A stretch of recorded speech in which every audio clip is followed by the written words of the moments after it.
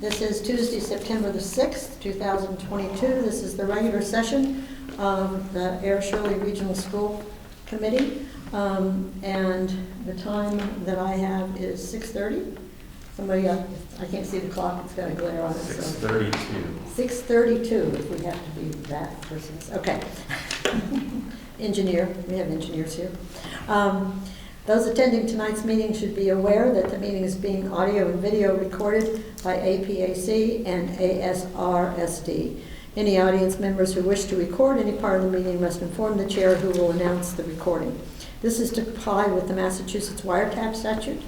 The listings of matters are those reasonably anticipated by the chair, which may be discussed at the meeting. Not all items may, in fact, be discussed, and other items not listed may also be brought up for discussion to the extent permitted by law.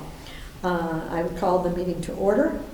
Michelle, do you want to do a roll call for that, please? Mr. Bresnahan? Here. Mrs. Granger? Here. Mr. Quincy? Here. Mrs. Reschutz? Here. Mr. Ruprecht? Here. Ms. Stan? Thank you. If we could stand for the Pledge of Allegiance, please. I kind of did the roll call before, is that okay? Behind you. In front of you. The United States of America, and to the republic for which it stands, one nation, under God, indivisible, with liberty and justice for all. Thank you, everyone. Would we like to have is there any public participation? We have public participation tonight. Lori, if you would introduce yourself, and if you want to come to the podium, please. Can you hear me when I'm talking from here?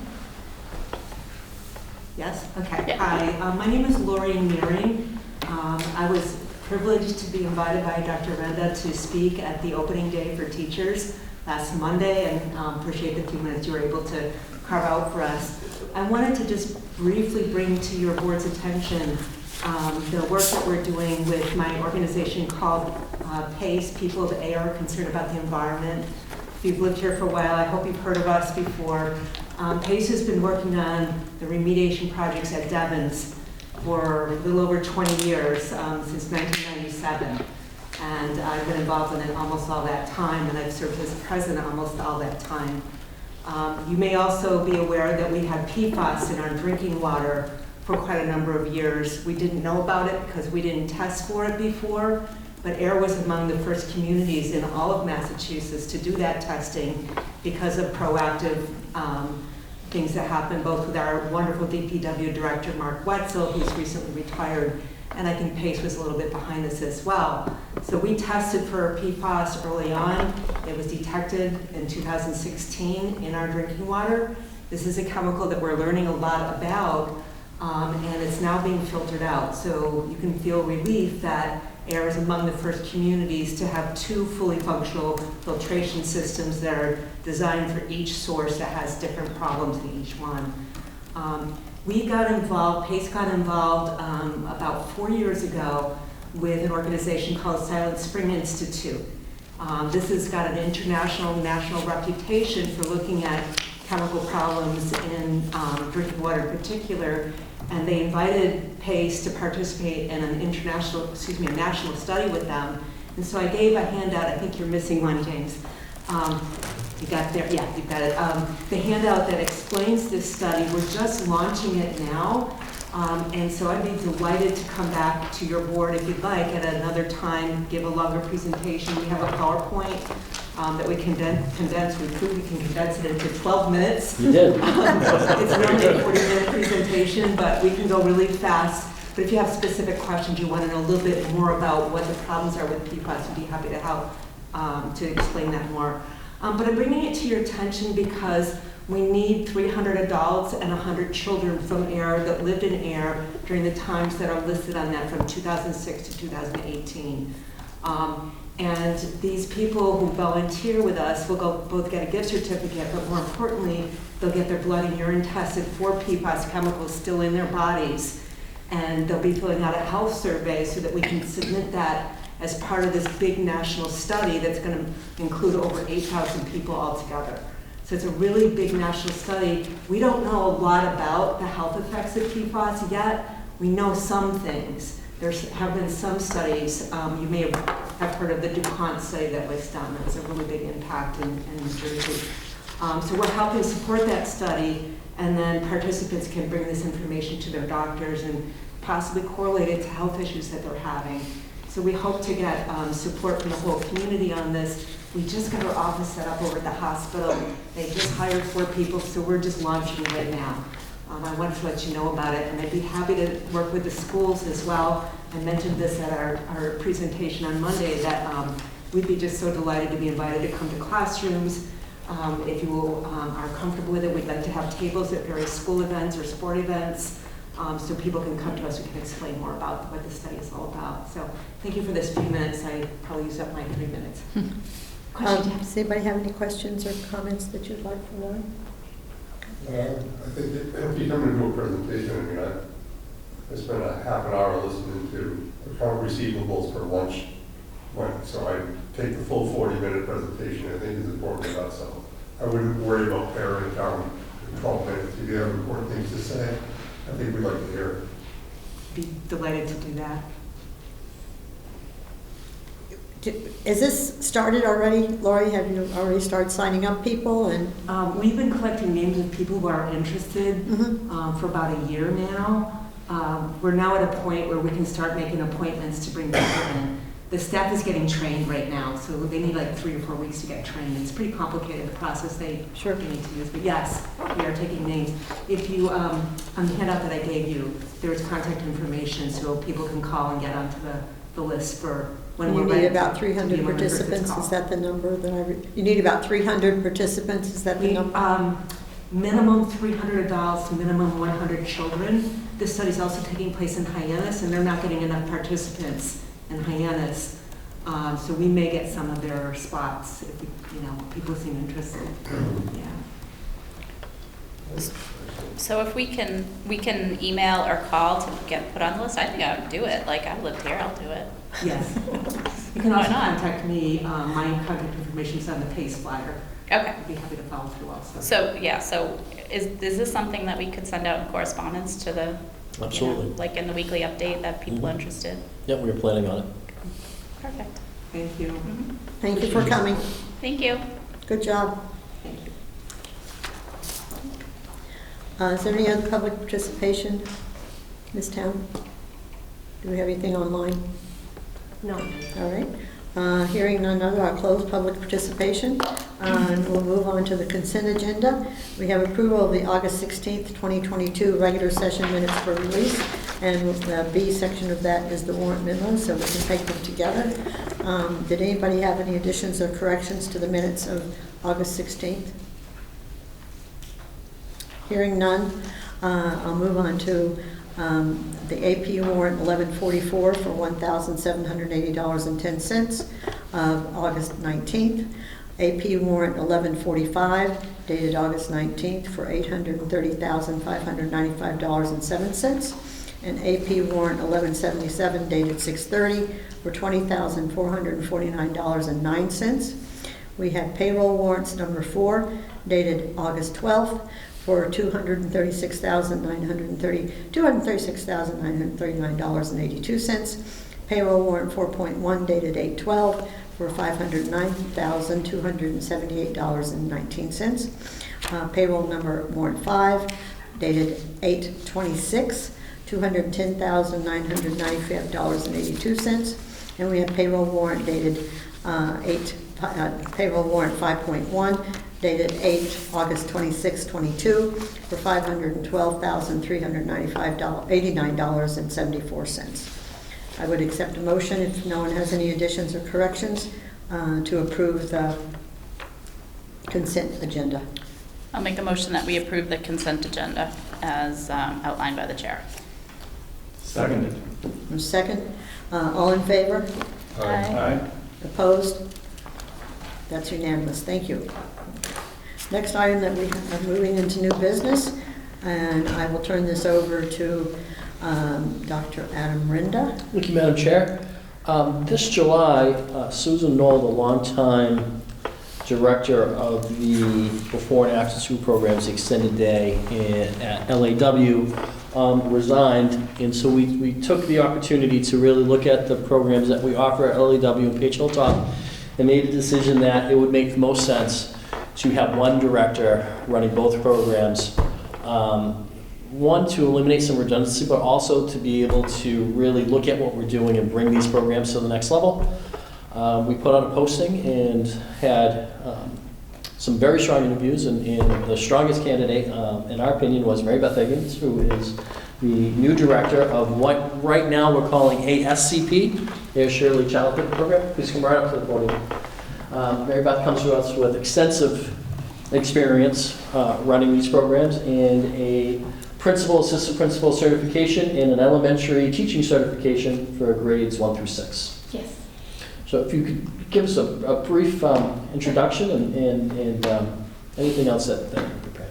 Thank you, Mary Beth. My name is Mary Beth Higgins, as you know, and I come from AB School District, and I worked there for 26 years in the extended day program as a director, a head teacher, assistant teacher, worked through community ed, worked through the school, and just ran the program as an enrichment program, play-based program, and I see a lot of potential in the programs that we have here. We have good staff. So far, I've only been here for 2 weeks, but everyone's been very helpful getting me on board, and it's really appreciated. I feel appreciated here, and I feel that it'll all work out. Well, we're very, very happy to have you. I think you will, I have very strong prejudice that I think this is one of the best programs around, so welcome. Thank you. If anybody has anything else you'd like for Mary Beth? Our only problem is now we have 2 Mary Beths, and we're going to have to clarify it all the time, and it's I going think to she's mix going up. by Envy. Is she? Oh, was this a decision? My name is one word, and Ah. hers is 2. There you go. But we know who we're talking. So we say Mary Beth Yes. versus Mary Beth. Will be awesome. Well, I was trying to get me to catch on. I kind of like that. We just say, hey, you, and someone will answer. Do you have anything for us? Do you have any? Not at this time. Okay. Thank you for inviting me. I look forward to working with everyone. Well, anytime you want to give us a great report on numbers and everything, we'd love to hear it. I would love to show. Okay, sounds good. Yeah, welcome. Thank you so much. Thanks for coming tonight, Lorraine. Thank you. Have a nice night. Let's put Mr. Kindle down on the agenda to see if, He just walked by, but he'll. You did? Yeah, he just came from volleyball, so let's give him a minute till he comes in. And okay. Then maybe, Dr. Renda, you skip to the 2022 progress report? Sure, I'd be happy to. Each of you should have in your packet the end of the year, the end of the 21-22 school year. Madam Chair, and out of kindness to Mr. Kendall, he did just walk in. Do you want to Mr. let him go Kendall? now so that he Do you can have a deep not have breath? to Would listen you to like to this? go ahead and jump in?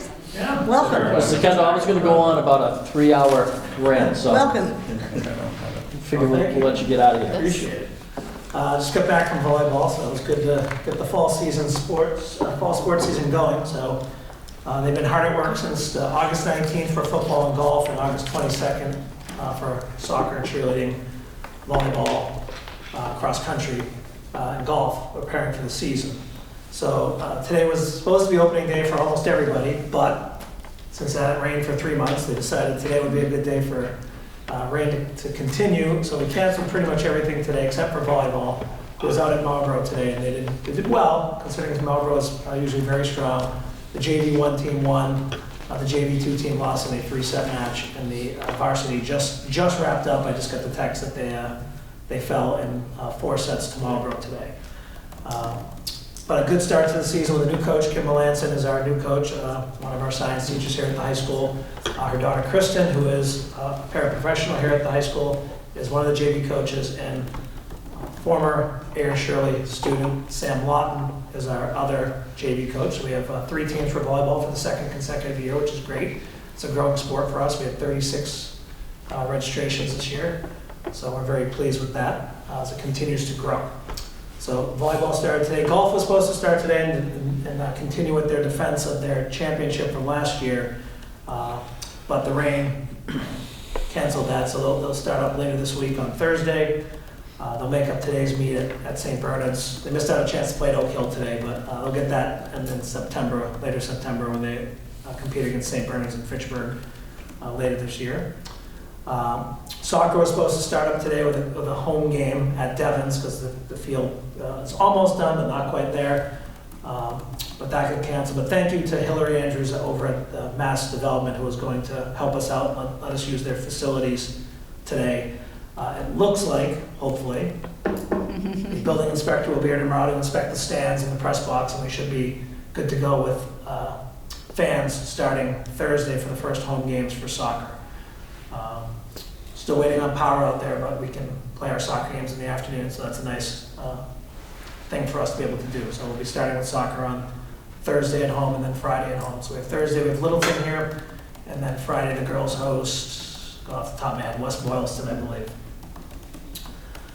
The cross-country season opens tomorrow. They will be at Pierce Tree Farm in Lunenburg. They'll be taking on Lunenburg. JV Golf will have its first match this Friday at Settlers Crossing. They'll be hosting Wachusett Regional. I believe it's the first time they've played Wachusett in anything in quite a long time. Since the old days of the Wachusett League, probably in the early 80s, maybe mid-80s. So that'll be interesting to see how we do there. School is much larger than us. But it's good that we have, again, golf, we have 18 students out for golf, 9 with the varsity, 9 with the developmental program. Peter Gubalini coaching that team, the varsity team, and Casey Sefton, one of our history teachers here at the high school, stepped in to be the junior varsity coach. So another staff member involved, which is great. It's always great when we get staff members involved in coaching. The soccer teams, coached again by Mark Justo, boys soccer, Mark Justo with the varsity, Sam Almajri, one of our middle school teachers with the JV, Josh Melanson, who's one of our guidance counselors here at the high school, coaches the middle school boys. On the girls' side, Justin Carlson returns, and Siobhan Pierce with the JV coach. And Liam Hatch, who's one of our paraprofessionals at the middle school, will be taking over the girls' program. So we're excited to have some staff members at the middle school, because that's always been a struggle the last few years to get staff members to coach a fall sport, and this year we've got 2, so that's great. Cheerleading is doing their practicing at the middle school this year, which is great for them. Gives them their own space. They put the mats down there. They're just wrapping up. I just heard from the coach. Same 2 coaches there, Michaela Whalen and Hannah Kendall. They're 2 coaches. They'll start up their competitions in about a month. What am I missing? Cross country. Chris Donovan, Mike Seguin are back again for another year. They've always done a fantastic job, and I anticipate more. Andrew St. Germain, who's one of our assistant track coaches, is also going to help out with cross country when he can. Another former Panther. Football starts its season on Friday at 6:30 at Foley Stadium. They'll be playing Worcester Tech. Billy Wright returns as our head coach for another year. He's been our baseball coach for a number of years. He's been our head football coach for 2 years now. We have a great group of assistant coaches. Tim Gallant returns. Stephen Lawton, another former graduate, returns. Matt Hanlon's one of our new assistant coaches this year, and also Nick Taylor, who is also a Ayer Shirley graduate.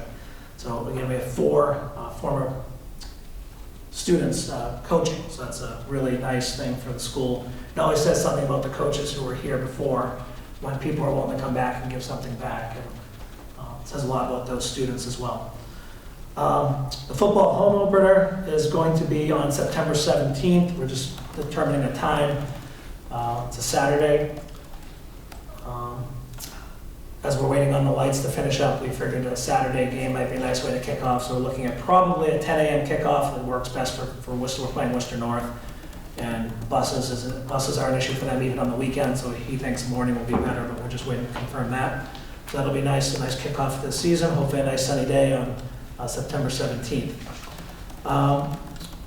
Thanks to Mr. Cleary, we're using a new program in the sports department as well, the athletic department, called ArcsEd, which is also what the teachers used for their mandatory training.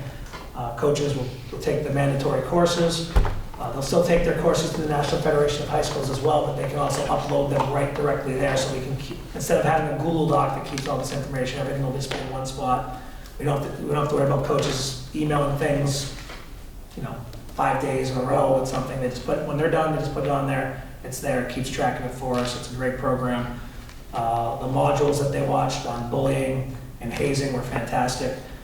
Coaches said they were much better than the National Federation of High School ones they had been using. Nice. So thank you to Mr. Cleary for that. He was really the one that set that up for us. Intramural programs will be starting at the elementary school soon. That's something you guys approved last year, so I appreciate that. We're going to be doing some unified programming at Laura A. White. Meg Chase will be directing that, so they'll be doing a variety of unified sports, and then Mr. O'Brien, phys ed teacher at Page Hilltop, will be offering a variety of opportunities over there. There will be no charge for students. There'll be an after-school program, probably a couple days a week, to get them moving a little bit and get kids involved in the athletics and give parents an opportunity for their kids to have some after-school fun as well. That's a nice thing because we weren't able to do that for a few years because of COVID, so it's going to be nice to have those back. Things we're exploring. Students have approached me about the possibility of a boys volleyball team and girls golf. I think we'll get to girls golf. I think we'll have enough. You only need 6 for girls golf. That's an easy number to reach, and I think Mr. Gubalini has already got 5 who are interested without even really putting an effort in. Boys volleyball will be a little tougher, but that's future down the road. It could be something. We already have the equipment, obviously. It's a spring sport. We'll give the spring kids something else to do. We obviously don't want to take away from the sports that are already in existence, so that's one of the things I talked about to the students who are interested. I said, get a list of kids who are interested in participating, but try to stay away from kids who participate in track or baseball or lacrosse because we don't want to take away from those programs to start something new. A couple other things. We're starting the Student Athlete Advisory Council back up. That's something that's been kind of missing since COVID. So glad to have them back. The focus there will be to develop programming to help student athletes improve both in the classroom and on the field, have a positive light for the student athletes. I think we generally do anyways, but it's always good to keep on that in ways that the students can give back to their community.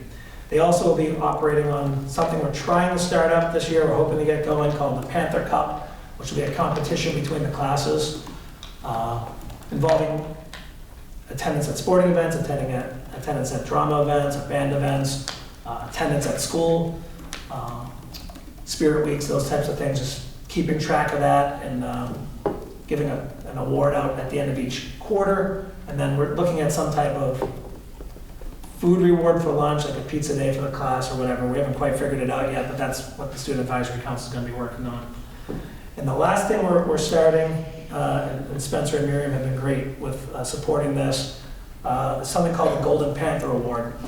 And it's going to be kind of like Student of the Month, but they're going to be nominated by, the students will be nominated by teachers, and they'll be selected by a committee of staff members. That's not just teachers, that'll be custodians, there'll be cafeteria workers as well, they'll be invited to be part of that. And any staff member, any community member can nominate a student for that award. There'll be one for each grade each month. And there'll be one staff one as well. And the unique thing about the staff one is, although anybody can nominate, it's going to be selected by a committee of Spencer, Miriam, and I, but also a committee of students. So we're looking for some students still to join these committees. Some of students of people on this committee are already joined, or at least expressed an interest in joining, which is great. So we'd love to get more people involved. And those definitely do not have to be athletes. In fact, I would encourage every student to be participating in that. And I'll take as many students that want to be involved for that. So the way the nominations work, there's a Google form that I'll be sharing with the community shortly. Michelle will be lucky enough to send that out to everybody. And that they'll be able to nominate each month. And then at the end of each month, the last Panther block of each month, we'll do a little assembly where we'll do the awards. And we were lucky enough to get a sponsor for this from the community. A community business was willing to make a donation, which I got at the very last minute, so I'll go for the approval next month. But I got it Friday afternoon. I was able to confirm with her that the Bullwinkle Law Group will sponsor the t-shirts, plus a little bit more, so it'll be the approximate amount will be about $750. So we can give t-shirts to the winners. And then we're also working on a couple of our local businesses to provide some gift cards. And haven't finalized those yet, but I hope by the next meeting I'll have those finalized so I can get those approved as well. But we're really excited to be starting that because I think it's a great way to build community within the school, have students involved in the process as well. and not just recognize students for what they do for the school, but also some staff members as well. The staff member is not just a teacher of the month. Again, it could be any staff member. It could be a custodian, it could be an administrator, it could be a cafeteria worker, it could be a paraprofessional. Anybody who works in the school, could be a bus driver. Anybody who participates with the students could be a nominee for these awards. So we're very excited to get that going. I think it'll be very exciting. That's it for me, if you guys have any questions. Michelle? First of all, I'd like to say that initiatives that you're bringing forward for this year are excellent. I love hearing that. I love the Cup. I like the one for the students and staff. I think that's great. Can you just speak a little bit, since we've got that beautiful new field out there, about how our student athletes, like the feedback you've gotten from them after practicing? Yeah, in the scrimmage? first few practices have been outstanding feedback about how soft the field is. I think the pad, which we debated about whether or not to put underneath, I think that was a real smart move to put it underneath. I'll admit, I was against it, because I'm like, Littleton said it doesn't make any difference, but I noticed it the first day I went out there a month and a half ago, and I stepped on it. They're like, well, it's going to settle a little bit, but it hasn't settled. That's a month now. It's still pretty soft, and Nate Diff and our trainer said the same thing. The football players loved it at the scrimmage the other day. They said it was incredibly fast, which is a real benefit to us, as we have an incredibly fast team this year between Brian Holmes and Cam Marshall, probably two of the fastest kids in the area. We play baseball, unfortunately, not run track, but that's another story. So the feedback has been tremendous. Mark Justo's out there right now for soccer practice, and he just came over to tell me that the kids were loving the fact that they could practice in the rain and not worry about tearing up the field, or not worry about turning an ankle or something. So the feedback's been great so far. I'm sure there'll be some snags along the way, because there always is, but so far it's been really good. It looks great. If you haven't been a chance to get out there, really take a chance in the next couple of days when it's a little nicer, and go out and kind of look at the field. The company did a nice job. The design team did a great job. The committee did a great job designing everything. And we're just in those last stages as we're waiting on these products. We keep hearing about supply chain issues. We're living it out there. So it's a little frustrating, because we're almost there and can't quite finish it because they're just waiting on stuff, but it'll be there soon enough. And the kids are excited. I know the parents were excited the other day at the football game. And I'm certainly excited to be able to host more events here. We're going to have some Saturday events. And we're already talking about hosting an invitational for track in the spring to bring schools from all over New England in here to utilize the facility on a Saturday, maybe during April vacation week or something. So we're really excited about that, and it really looks good.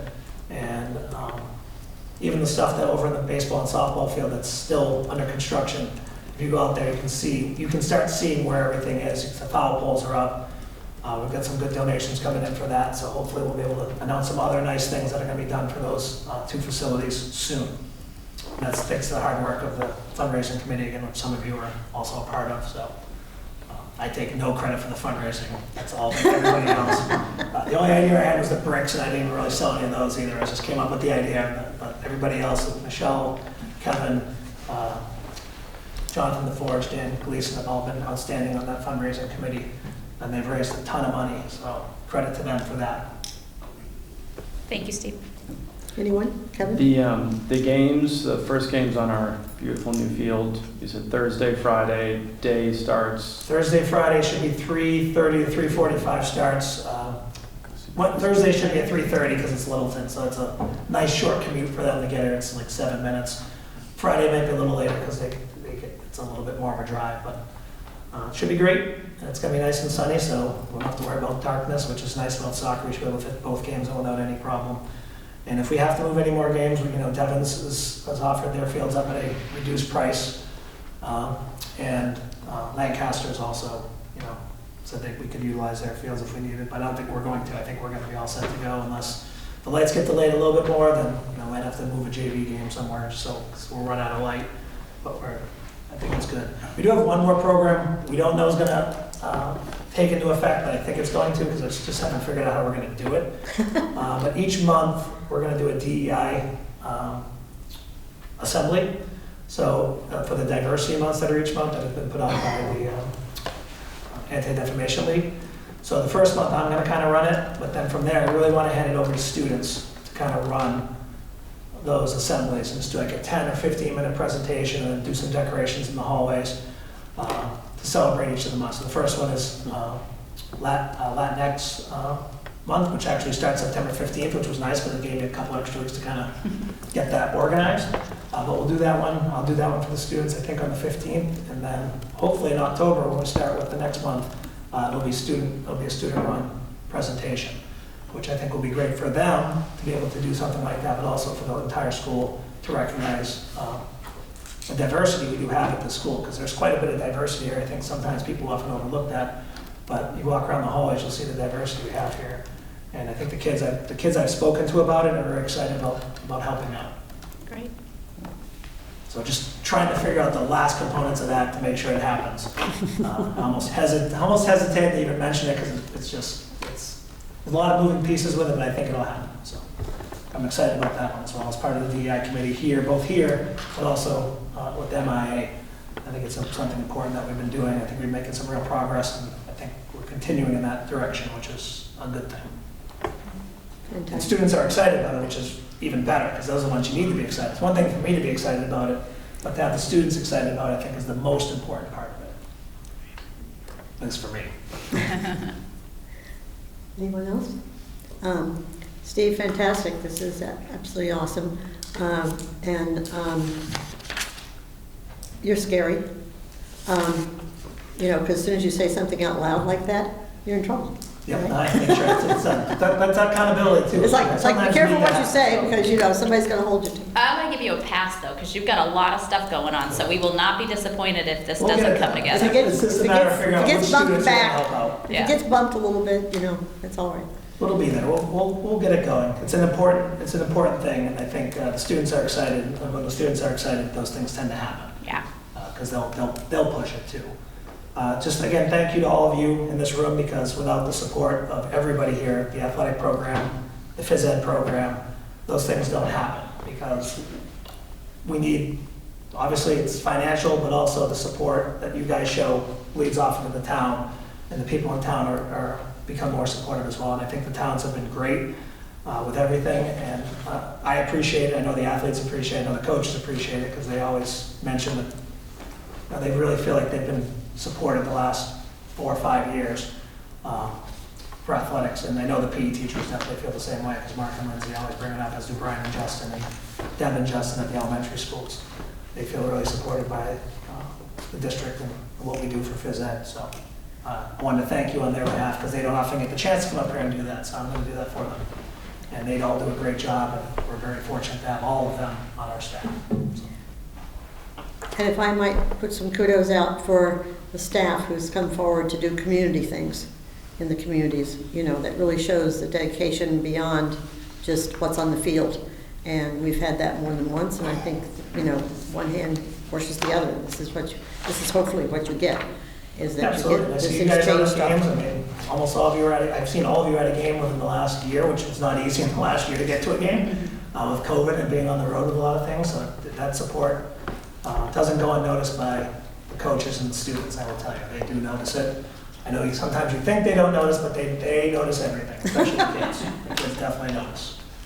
Thank you. I'll do my best. Steve, I have some thoughts on how you can get that done. Awesome. Yeah, I'll stop it. yeah. Make it work. Can I just jump What in was with that? one more We thing? couldn't quite hear you. Because we're giving thank yous, I just feel like you need to be thanked as well. Not only with your thanks with the field and being critical and, what we need for out there and, helping us every step of the way with that. But also just what you do in the schools, what you do on social media, promoting the athletics program.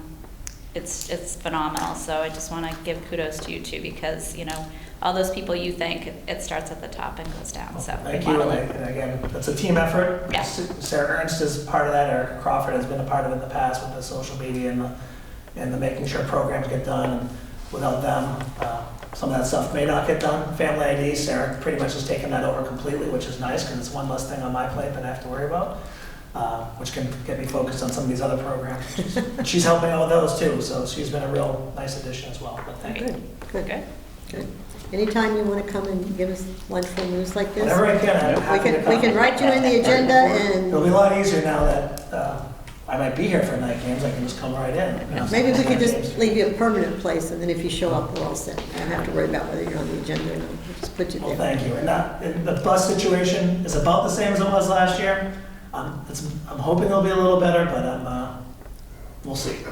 So, This is standard complaints across the United States, so. yes, and I will say, last year, they were very good to us. I'm not complaining at all, because I think we were better off than a large majority of schools in Massachusetts, so. Well, our, Hopefully that will continue. So anybody who wishes to buy a van and get a bus driver's license, please do. Yeah, You can always they said they use train you, so anybody wants to get their bus license. I had it once, I'm not getting it again, it was not. That'd be a nightmare. I would take out every card I have. I got it when I was like 23, I don't know if I want to try it at 52, driving that bus. The bus that was recently bought, do you need any special? Oh yeah, it's gonna get used pretty much every day by either And JV anybody can or drive varsity that. golf. Pretty much every day it's gonna get used there, and then through the cross country, we use it through there. On weekends, when they have the weekend events, and then in the winter, you'll see probably a lot of basketball on those buses. And my hope is I'll be able to get swimming, I talked to Sierra about this the other day, get swimming at least a couple days a week to where they need to go for their practices. Because we were able to do that for lacrosse last year, not every day, but a lot of days. There was a lot of emails between me and the parents trying to figure out transportation. It worked out, there's a lot of them the same ones for swim, so it should work out there too, I think. That's great. So it's getting a lot of use. And Bill, I'm going down next week to get the recall, though. We have a little bit of recall on it, not anything important, but something that still has to get done. So we're going down next week to Providence to take care of that, so. Would not, no promises, no, nothing, but would another one be helpful, or is one enough? I think another one would be incredibly helpful. Just in golf, I mean, every day we'd have both teams transported, which we're not able to do now. Always, because we just can't get a bus sometimes at the time. Golf usually practice at 3 o'clock, so that's a tough time for the bus company to get a Yeah, separate driver, because a lot of times the drivers we get are someone doing a route and then swinging back to pick up the teams. So, I'm just second- wondering if over during the time the winter, cost- I will say, during the winter, we wouldn't need a bus for basketball ever. we should have Because we it. can fit both teams on 2 buses. So we should have, after last year, we had a pretty good baseline of Yeah, if you can cost. find one, I'll start hunting. No, and I'm not, I only No, we're ask not there yet, because Steve. it's something to think about it just as a district, for Yeah, I what we think we're a pay in year away busing. from them being I don't know how available long it would take anyway, us so to get our it's money back, but We got some time to think about it, because I told Bill about it. I got an email from the company the other day, they're about a year out from anything. Yeah, right. You're not gonna be able to get one, but we can get one. who can we fundraise? Because we used one down in Devon's, but I don't know that we want that one. I drove by it today, I'm like, oh, I could buy that and turn it into a camper, or I could just drive kids around it. But yeah, it didn't look like it was in the best of shape, so I think we might want to pass on that one. Thank you, Thank you, Steve. Steve. Right, Thanks thank so you all. much. We appreciate your time all the time. Oh, Thank no you. problem. Thank you again. I'm gonna run out to soccer practice and teach Mark how to move the soccer nets now. Bye, Steve. Thank you. Thank you. Good night. Good night.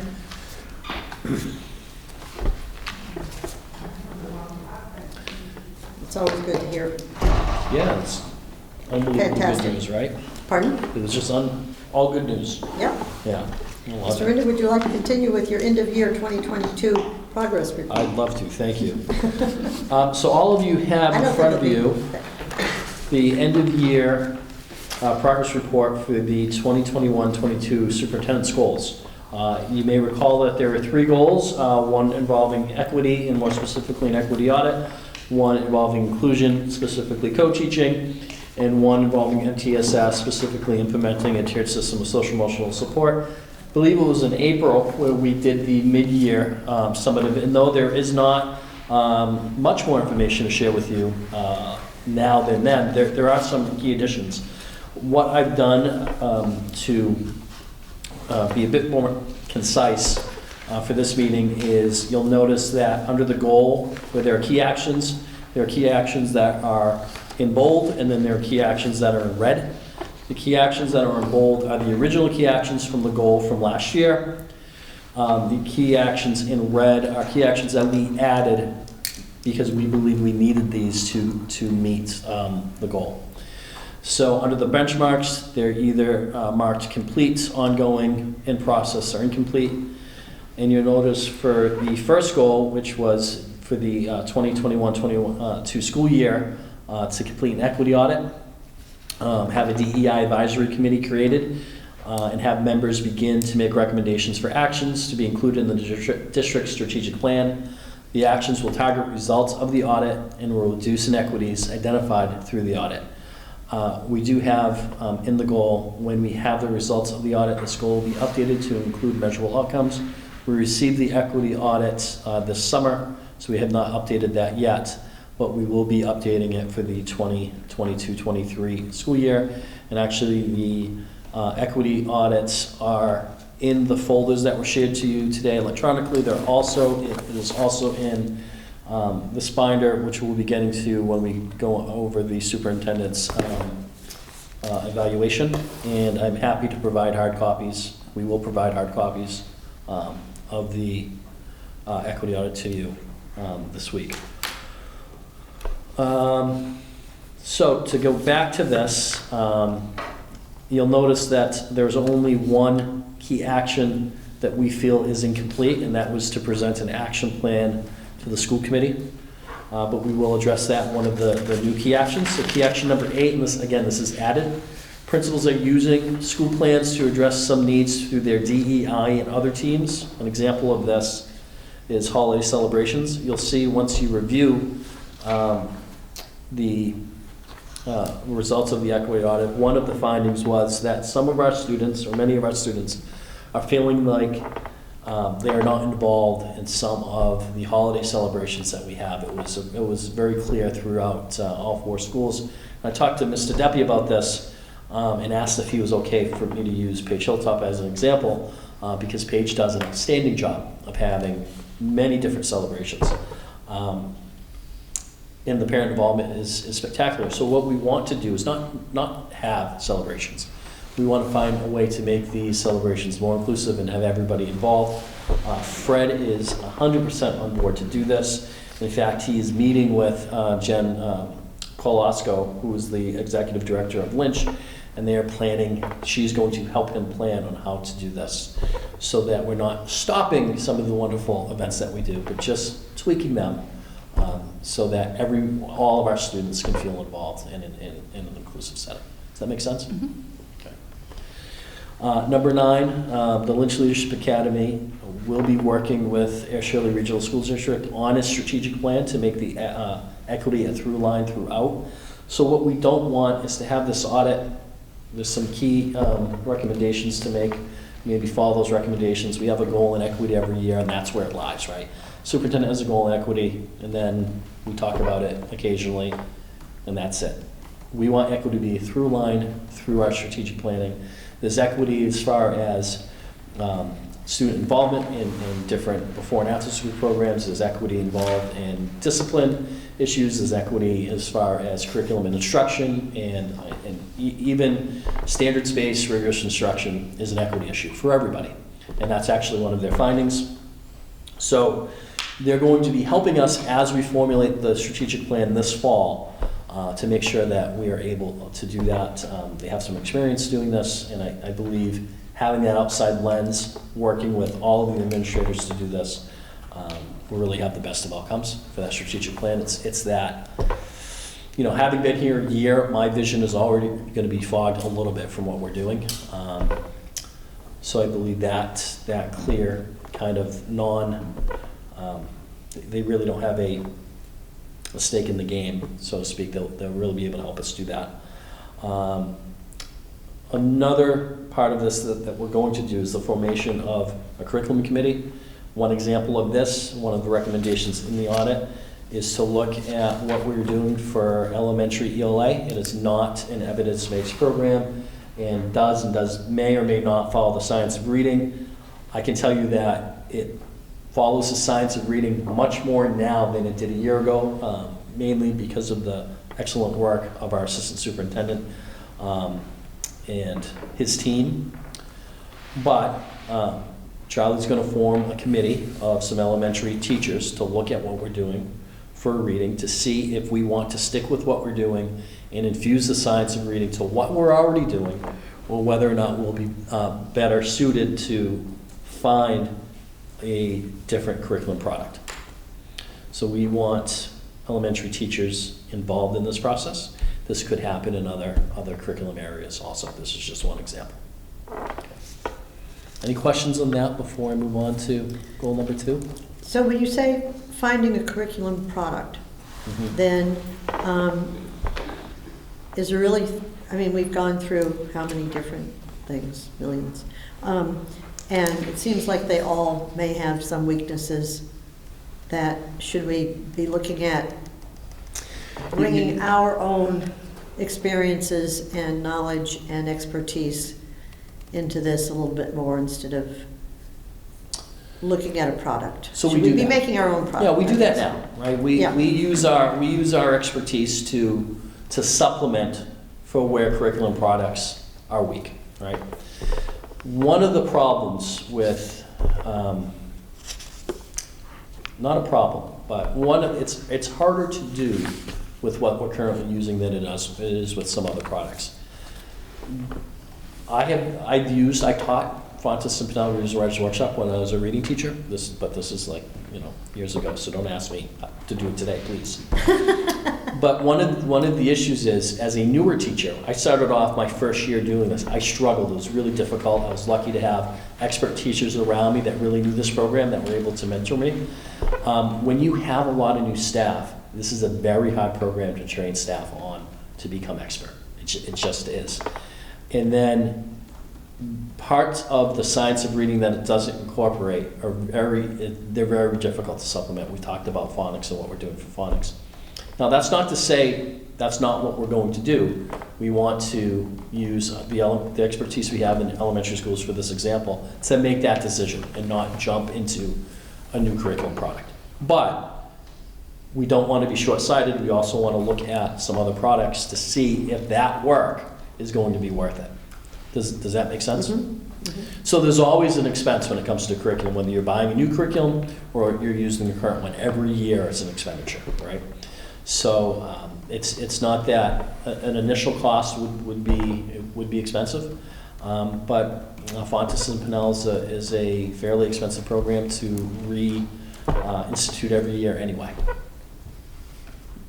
Any follow-up questions on that? I think we could spend a whole meeting on that. We could. And what we want to do is make a really informed decision based on, what's best for us and our kids.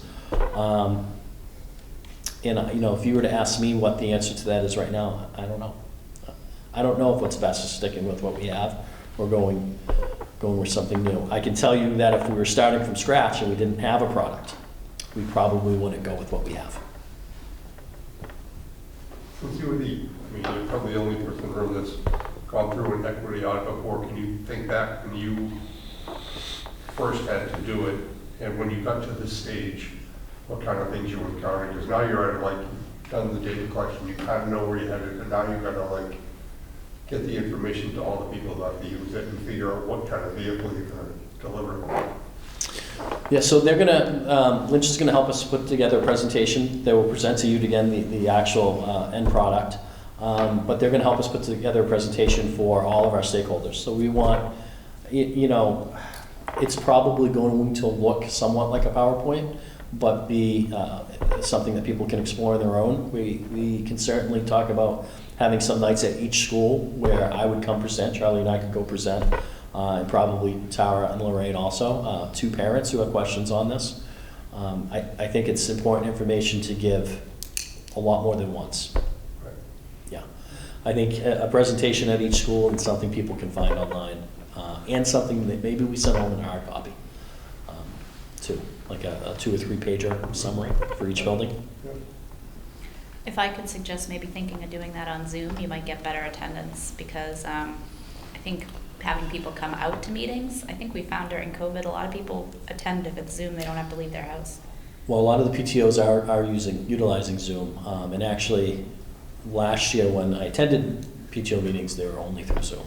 Really? And they were and from what I've seen from PTO meetings in the past, they were very well attended. I mean, there were over 20 people at each one, so Yeah. I was used to the 4 or 5 people showing up to. Oh, Page Hilltop used to have like 70.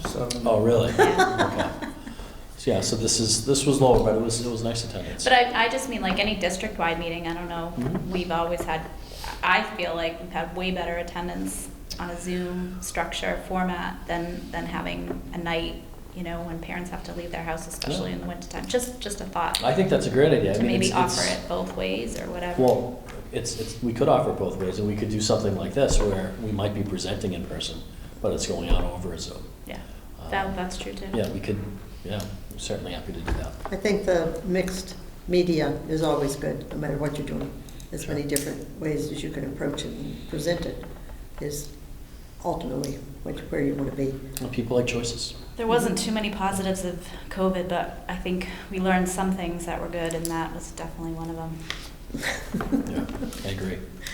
We are going to continue with, for instance, parent conferences. The attendance in parent conferences through Zoom Way up. is way up. So we will offer parent conferences remotely unless parents want it in person. And then if they want it in person, we will certainly accommodate that. But the attendance is way up. Open houses will be in person. It's hard to do an open house over. It's hard to see all that artwork without showing it. It's tough.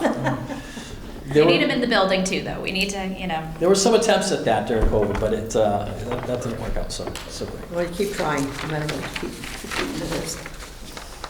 Are there any other questions on goal 1? Anyone? Thank you. Okay. So moving on to goal 2, which is the goal around the co-teaching inclusion model of instruction.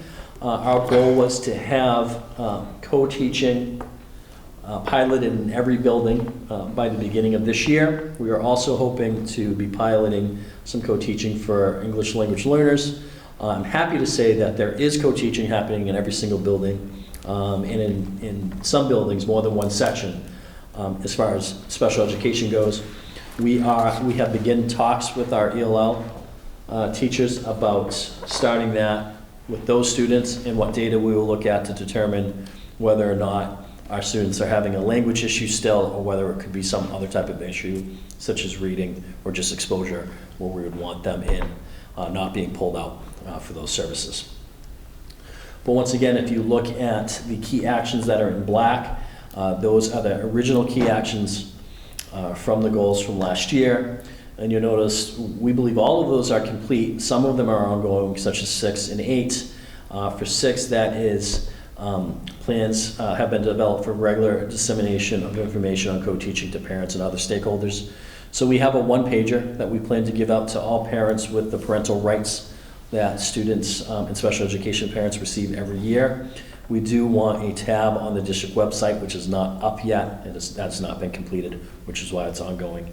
And we're actually still thinking of some other ways to do some information sessions on co-teaching, because it's more than just special education students. It's co-teaching, it's all of our students can be involved in that. And then for number 8, co-teaching implementation has been incorporated as part of the school improvement plans. That will happen. School improvement plans are being finalized now through the next month and will be presented, I believe, I think we said October. So you will see that in October. Now, some of the key actions that we added to this in order to meet this goal is we worked with admin and some teachers to improve scheduling. One of the very first things that was identified as an issue to co-teaching was scheduling. All 4 buildings have done extensive work to their schedules, and 3 out of the 4 implemented those changes this year. The high school is taking this year to plan further and then implement a new schedule for next year. But I met with a group of teachers today from Page Hilltop, really to tweak and to look at the scheduling that they have. What we had in the past, for some of our grade levels, we had special education teachers, because of their schedule, no fault of their own, they were only able to see some of their students one day, and then a special education inclusion paraprofessional met with those students another day to try to meet their needs. The way that we're shifting this is that, and I believe it's 100% now, I'd have to double check each schedule to make sure, that a special education teacher or reading specialist will be meeting with each student every day, and the inclusion paras will be used as additional support. So you have the neediest students meeting with the most qualified person on a daily basis. That's what we want. The other part of the scheduling is that these students who qualify for more than one service, for instance, a second language learner who is on an IEP who might also be high needs, the student can, if we can make it work, get special education services, EL services, and a intervention service through a reading specialist daily, if we can make that work. The way we were scheduling, that wasn't going to work. The way we're scheduling now is in many cases, we can double or triple dip that student for those services. Excuse me.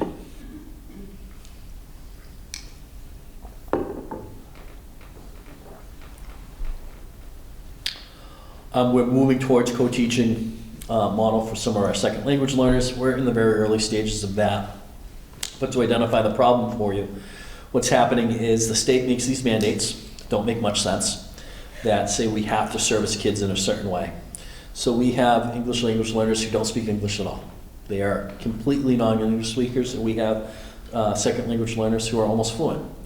What we want to do is, instead of just labeling these students second language learners and providing a very similar service model for all of them, we want to look at these students as individual people based on what they actually need.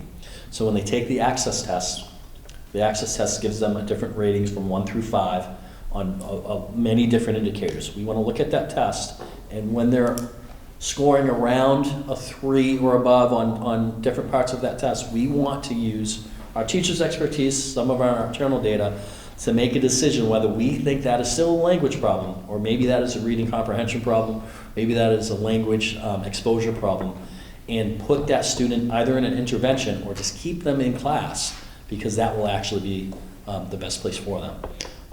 This is a plan that I've implemented in many schools in the past. It usually pays off pretty quickly. You think of it like this: if you take someone who is a borderline fluent speaker and you pull them out with people who don't, other students who don't speak the language, their language skills aren't going to improve that quickly. But if you take someone who is borderline fluent and you put them in a language-rich environment, such as a kindergarten classroom, their language skills are going to improve much more quickly. So, though there are recommendations from the state, we want to base our decisions on what's best for kids. The good news is our EL teachers are on board to do this. The bad news is we just have not had the time to get them to where they need to be as far as this process to start that. That is something that will be happening this year. And then the last part is we are using data, but we need to start using data to identify needed supports for special education students and not over scaffolding. So do you know what I mean by over scaffolding? Providing too many supports. So when you build a building, they put up the scaffolding, right? Mm-hmm. And what happens at the end? You take it down. Sometimes we put in that support for students and we never take it away. So that happens often. And we also do a lot of nice to haves when we're writing IEPs. So for instance, we'll put in the IEP the support the student needs to be successful, but then we'll say, but we can give them this too, and we can give them this too. And it's the best of intentions. The problem is, when you take away any type of productive struggle, you're eliminating opportunities for that child to be in the zone of proximal development, where they're at their level, at grade level standards, but they're not struggling at all. It's actually, I believe it's called, or I've called it, but I don't believe this is my term, but I can't cite the source right now. Learn helplessness. So it happens a lot when we're pulling special education students out of class. We think we're helping, but we're providing too much support. So we want to provide the support that is needed, but not take away their opportunity and their right to struggle at the right level so that they're getting the growth that they need. So this is a really difficult line to walk. And it's really difficult at times to convince people, teachers who care about kids a ton, that they're actually doing too much. But sometimes that happens. So that is, we've had these conversations. We need to get some PD on how to do this. Part of it is during the special education process. And actually, I previewed this today with the Page Hilltop special education team. They certainly seemed on board. Now, I'm going to take that with a grain of salt, because people tend to be on board when they're talking to the superintendent. Any questions on that? You say, so what data, how do you collect it? For the data so it's individual, like academic data. Yeah, so individual academic data on students. So it could be part of it could be MCAS, some of it could be from special education testing, it could be from, not iReady, but, help me out. Renaissance, STAR. Actually, it could be iReady. It could be DIBELS data. DIBELS is a reading fluency. STAR and iReady are like reading comprehension tests. So we have a ton of internal data that we use every day to make decisions. We need to use all of the data that we have when we're writing IEPs, because that's the key. If we put it in, we have to do it, whether they need it or not. And what we're doing is we're putting in too much at times. So then we're forced into giving a student a support that they don't actually need for one, and another, it could actually be hurting them. So it's the best of intentions, but we need to revisit how we're thinking of that, because we're taking away some rigor for some of our special education students. So, I'm Kevin? playing the new guy card again.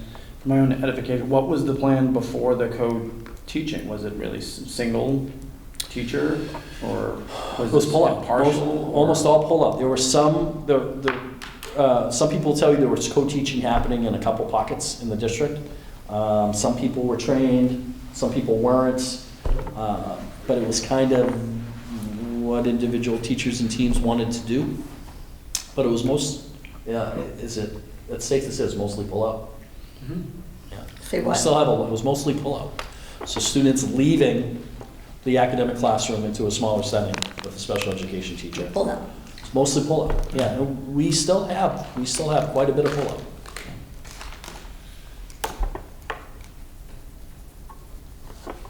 Any other questions for goal 2? So we'll the- spend another night on this one in full. Oh, we absolutely could. We could. There's a lot of work to do there. I have to say, the willingness of people to do the work is impressive, because it's not easy. It's not easy work. For one, it's asking people who are absolutely committed and dedicated educators to do things differently than maybe they've ever done, and that can be tough. Because teachers tend to think, oh great, that means everything I did the last 20 years was failing kids. And that's not how you look at it, right?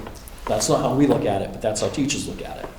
So part of it is training everybody and understanding you kind of grieve that process of past practice that you may want to hold on to, but changing because we know what's best for kids. And there's a ton of evidence that inclusion, co-teaching being one of those models, is much better for students. Now, that doesn't mean we'll ever be a district that is 100% inclusion co-teaching. There's always going to be like specialized reading programs where you have to pull out, or some kids who are going to benefit for pull out for one reason or another. But the majority of kids can and will be successful in a co-teaching inclusion model.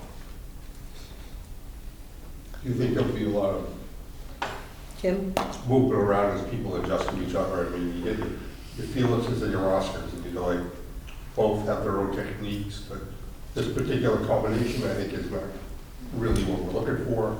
Yeah. We gotta move some staff around to make the team work. 100%. So they call that, it's a co-teaching marriage, and sometimes we have co-teaching divorces.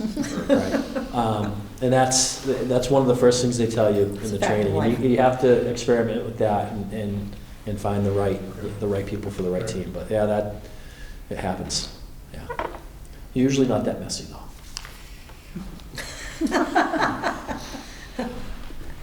There's no splitting the house. Right.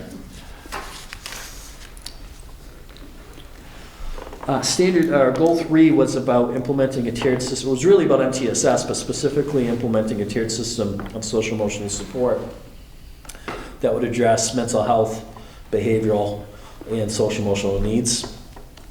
And again, the key actions in black are the original key actions that we had, and you'll notice that actions 1 through 4 are complete. Action 5 is incomplete. And that was to apply for acceptance into the S3 Academy.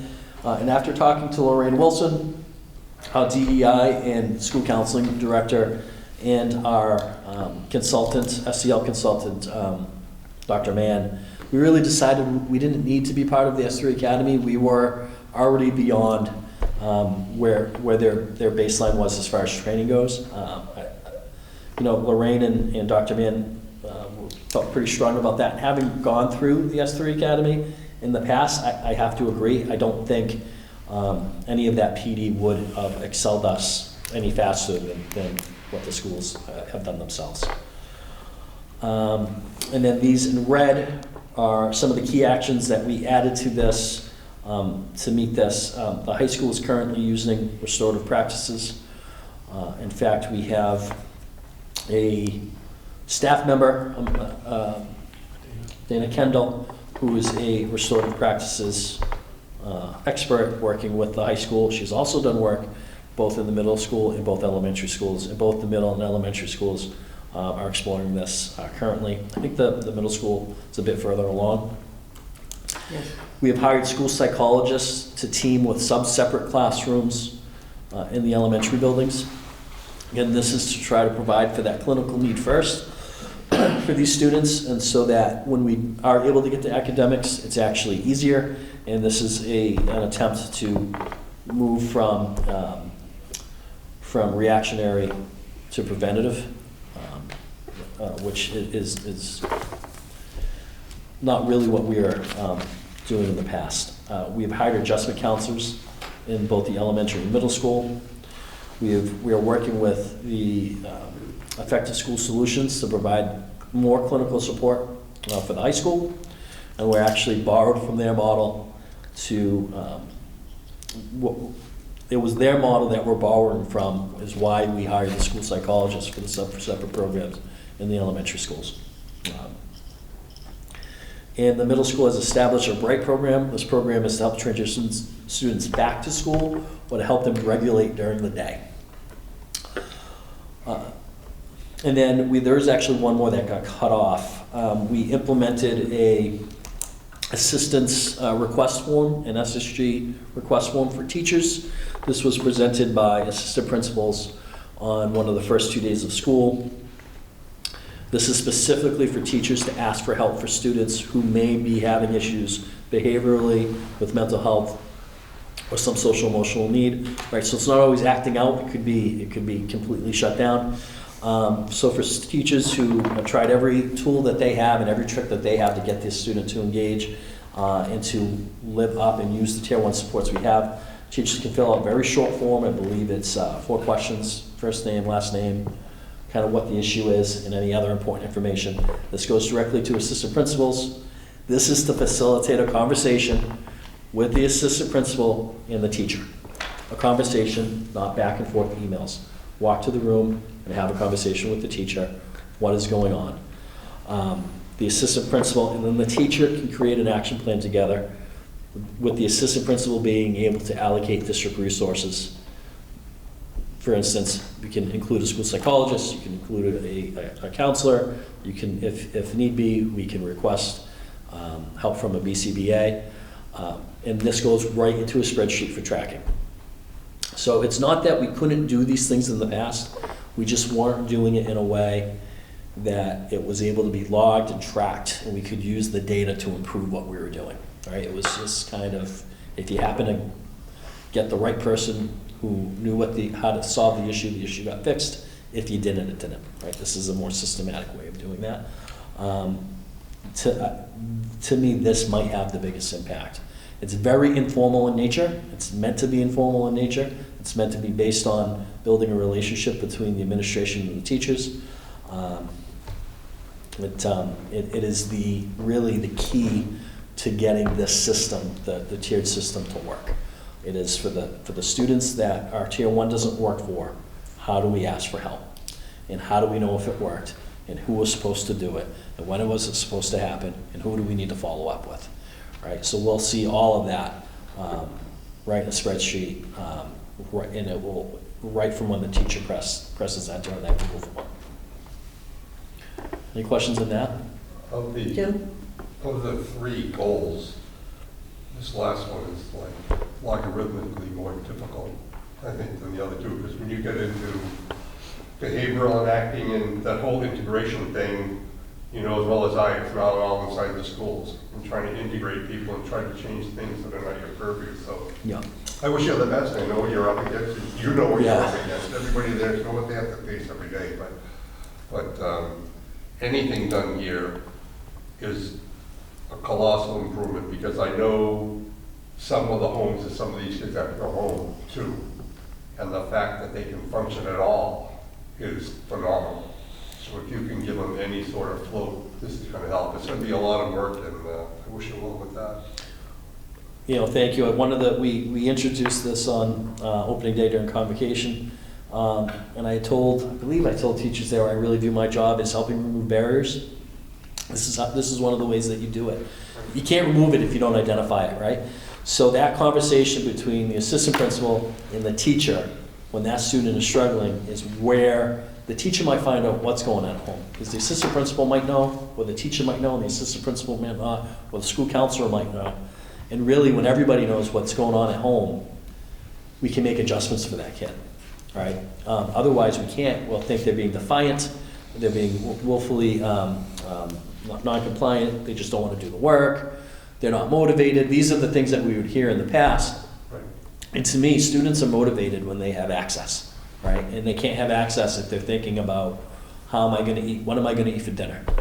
Or if they're thinking about something else that's even worse that's happening at home. So we can help remove that barrier. Teaching kids is actually pretty easy. Yeah. I think just the fact that they know you know. Yep. They know. Yep. I agree. Michelle, please. I just want to say that I think that the very last thing that's not listed here that we just talked about is probably the most important thing out of everything you talked about on any of these goals. And I think it helps the teacher feel more supported, helps the student definitely feel more supported, and it just gets, like you said, the right supports for everyone. So, like, I just want to point that out. I think that's probably the most important thing you said in the last hour. Yeah. And it's not even on the sheet. Right. So we agree, which is why it's in here. You know, this wasn't part of the goals. We have the same system for a teacher who is struggling with a student academically. It's the same. The forms, the questions are different on the form, but it's the same process. You submit this form. You've tried everything that you can try with this student. They still are struggling academically. It's going to take, 6 to 8 weeks to do a special education evaluation. We don't even think it's special ed, so we don't even want to go that route. How can I, as a teacher, get help immediately? This is a very informal way, especially if you're a new teacher, to get help, get eyes on that. You can go right to an assistant principal. The assistant principal can say, oh yeah, why don't you go watch Mrs. Bernard teach this lesson? She does it very differently than you. It's excellent. All the students seem to get it. We can assign that, right? Well, we can provide coverage for that to happen. There's so many different things that we can do to help students both behaviorally and academically that are really low-hanging fruit that we just didn't have a mechanism to plan for, action plan for. So I think the academic piece to it is just as important.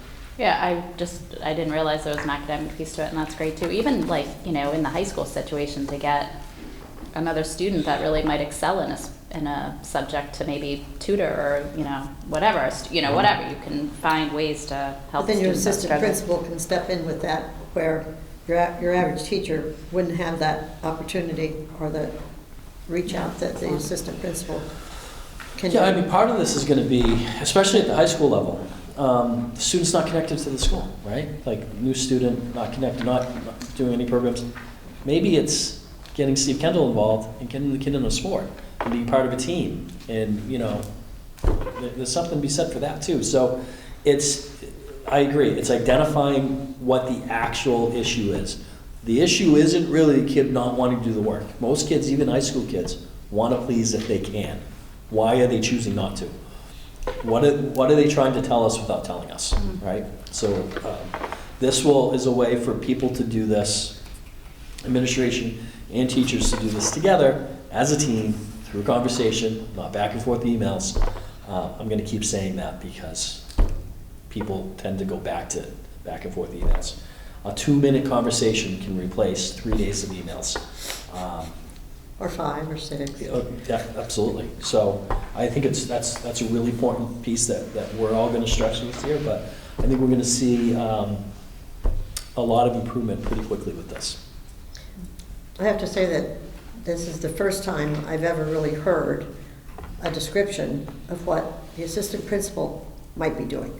You know, this kind of, they're always this nebulous thing, like, oh, if the principal's out, the assistant principal takes over. Okay. They have a really nice thing in their contract that says all other duties as assigned by the principal. Really. Do we highlight that and put it in No. a different color? That's not to say that assistant principals haven't been doing No. anything. No, they have a lot to do. They have Right. a lot to do, yeah. But this is a the good utility description of and an fairness action of our item that a schools. principal since Yeah, yeah. would be doing. Yeah, And then work with the principal if needed be. sure. And you know, you think for a second our principals aren't gonna jump in and do a lot of this? I mean, there's no way they're not. But we wanted to run through the assistant principal's office. Yeah, but if they get a request from a teacher, especially for the behavioral, mental health, that might be severe. I can't see any of our principals not getting themselves involved to some degree. They all care way too much not to. Well, they're a team, the principal and the Yeah, assistant principal absolutely. should be a team, so Yep. they'd Yeah. be sharing, but no, this was quite good. Thank you. Can I just, one more thing Absolutely. about that Sure. form? You do. So that's a new thing for this school That's year? new for this year. So, I'm sure you're doing it, but every staff meeting, I think it should be reiterated and reminded and promoted, because I just think it's excellent, and I think I just hope that everyone buys in and uses it. That was a good idea. I was gonna say, I can send it out, but I can't. The forms are, though they're saying they're individualized per school, right? So I can't send one out. Because what we don't want is there's gonna be a lot of, there's gonna be information on here. It's kind of sensitive in nature, so we don't want necessarily people seeing this who don't need to see it. No, it's I not. just mean But no, I know what you're saying, yeah. every staff meeting a Yeah. principal has, they Yeah. should be directed, don't forget to tell your Yeah. staff to use this, because it's great, but it's not gonna be great if no one If uses it's it. not used, it's worthless. So where we actually can see, Charlie and I can see every form, as well as, you get, I don't know if you got it too, but you probably got it. But Tara and Mary Beth. So we're absolutely going to review those at some of our cabinet meetings to see that it's being used, so we can give some reminders of, hey, let's promote this form, take the first 10 minutes of this faculty meeting to go over that again, it's not being used. And those SSG meetings are happening every week, and it's a different day in every building, so we hop in at those occasionally also. And Lorraine tries to make everyone every week, which is incredibly difficult, but they're running great. The teams see the value in the meetings, they saw it last year. This is the way now to bring the whole staff into that in a really productive way. Good. Any other questions on that? Anyone?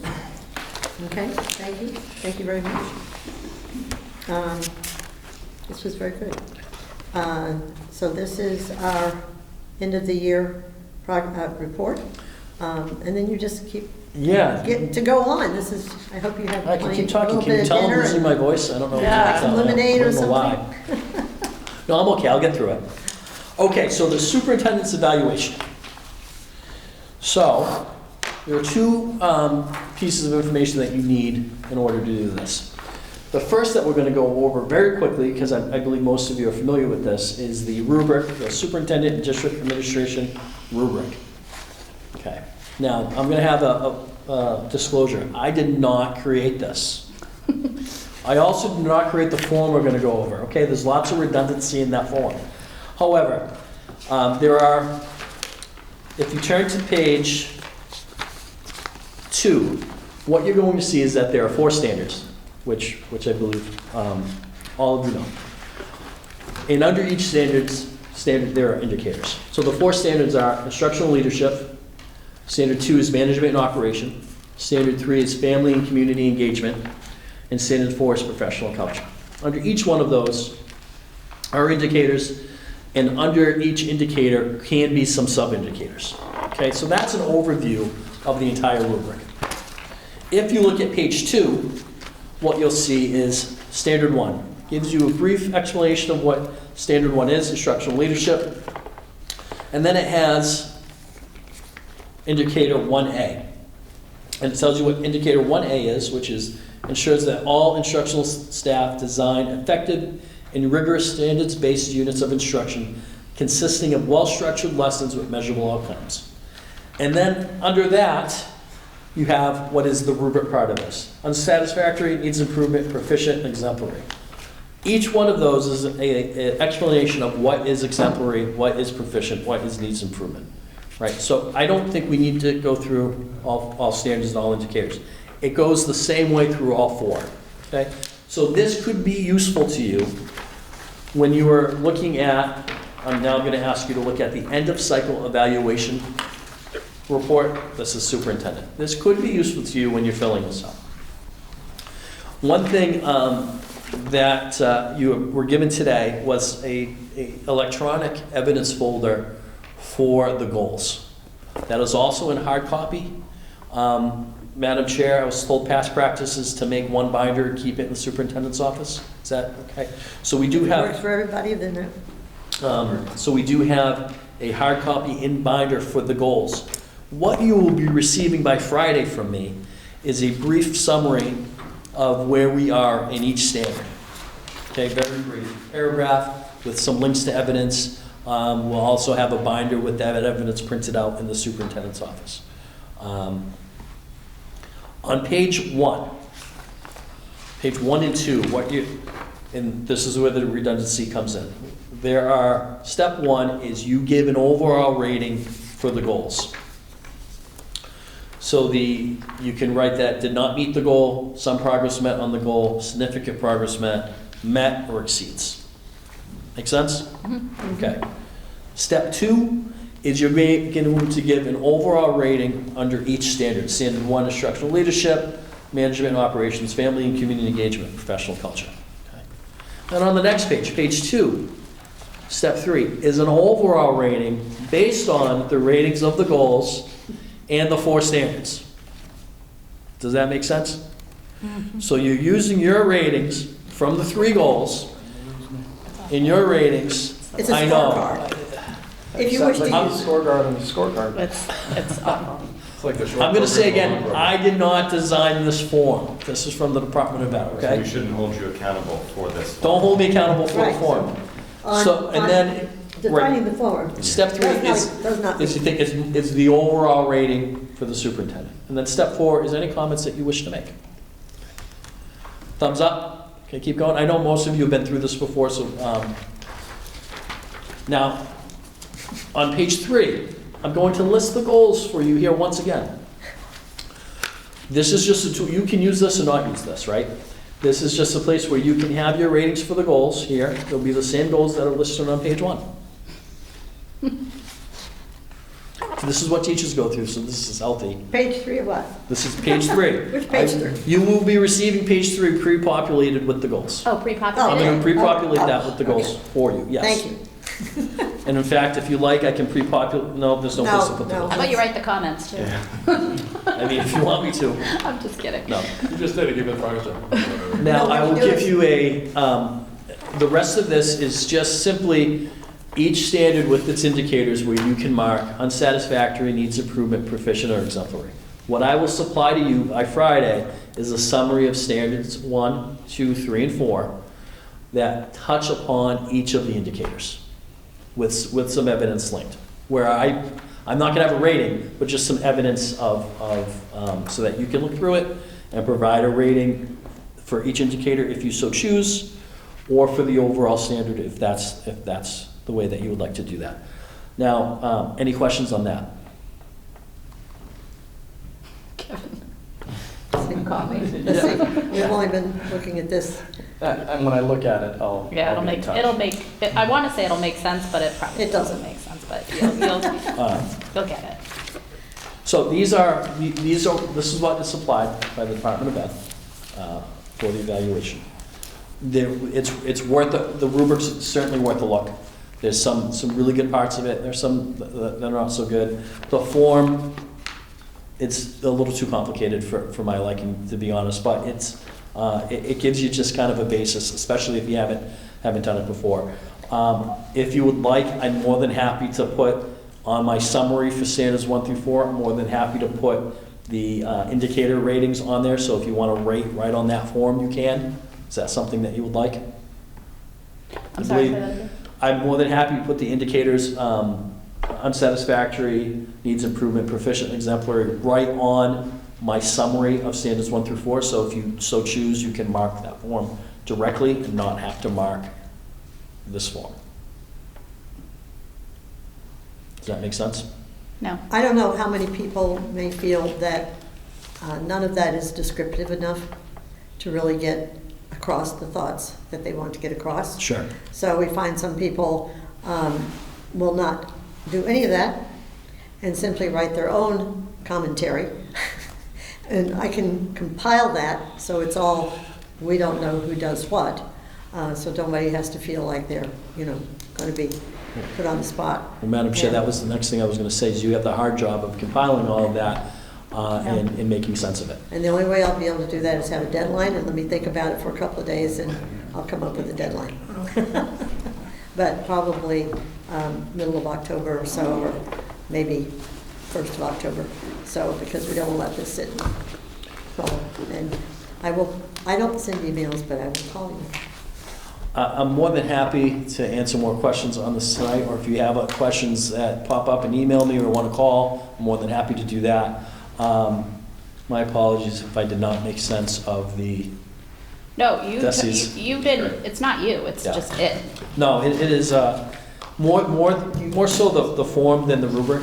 A rubric is, it is what it is. The form is, So can I ask you, Michelle, maybe, or whoever, so in the drive, when I look at like tonight's meeting, there's a, Do you see another folder? Yeah. Yes. is that for, Yeah, so that other folder that's in there that says summary eval 21, 22 is that binder that's in front of Dr. Renda. so it's already, so when Dr. Renda's referring to Friday, do I already have everything, or is You there do not. something That else? document No, is there's not something in else here coming. yet. Okay, The report that he went over tonight is in there, but what he's gonna provide to you Friday is not. Yeah, so. You have this is in evidence there, for the but goals? This is in there, but the you don't have Friday anything thing. for the standards yet. Yeah. okay, so I can't go home and do my evaluation because I'm so eager? You can do half of it. Just write up what you want. No, I'm write just, up- I'm kidding, We'll have the evaluation, throw that away. If I just anybody want to has make sure I'm comments. looking at, I know that there's more. Are you able to open it? Yeah, Okay. yeah, I was just playing around in there, but I'm gonna get out of it now because I'm, It all depends what day everybody's had at work, so. I will say that, only because you're new and you haven't heard it before, but I say it pretty much every year. This is, from the department, this is the silliest process that you would do a public flogging. It would be like going to confession on the Pitcher's Montgomery Park. This is a public thing, it's like, so you can rest assured there'll be nothing negative, or if I had anything negative to say, I'm not even talk to you. You know, the rest of the stuff is going to be boilerplate, it's something we all have to do, and we will do our job well. But overall, the fact that the final report is a public document doesn't happen anywhere else in the world, only for superintendents. Congratulations. In public situations, it becomes public, that's all. So thank you very much, and I don't know. I know that we've struggled with these quite often, so. And lots of fun. how they ever came up with that, I don't know, but they spent a lot of money on it, obviously. So we could have, they could have spent it on schools, huh? So just be glad we only have 6 members now. Well, I think when you have 12, 13 members and you have 5 towns and 2 people from each town and stuff, then you have, at least it gives them something to resort to. Because otherwise it would just be total chaos, right? Plus you're working from the goals, you're not working from the things, so. So did we already say when, Joyce, you want us to give you? No, I'll contact you by Saturday after I meet with Dr. Renda this week and get the Friday thing and stuff.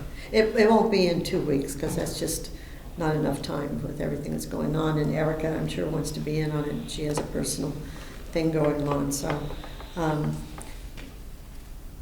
So, October 1st meeting seems a little rushed, but if you want to do it by October 1st, we certainly can do it by October 1st meeting, Oh, yeah, it's only 6 days. whatever day that is. I okay. don't have a calendar in front of me. It's probably right here, October 4th. School committee meeting. Could be a deadline. Okay. Does that work for everybody?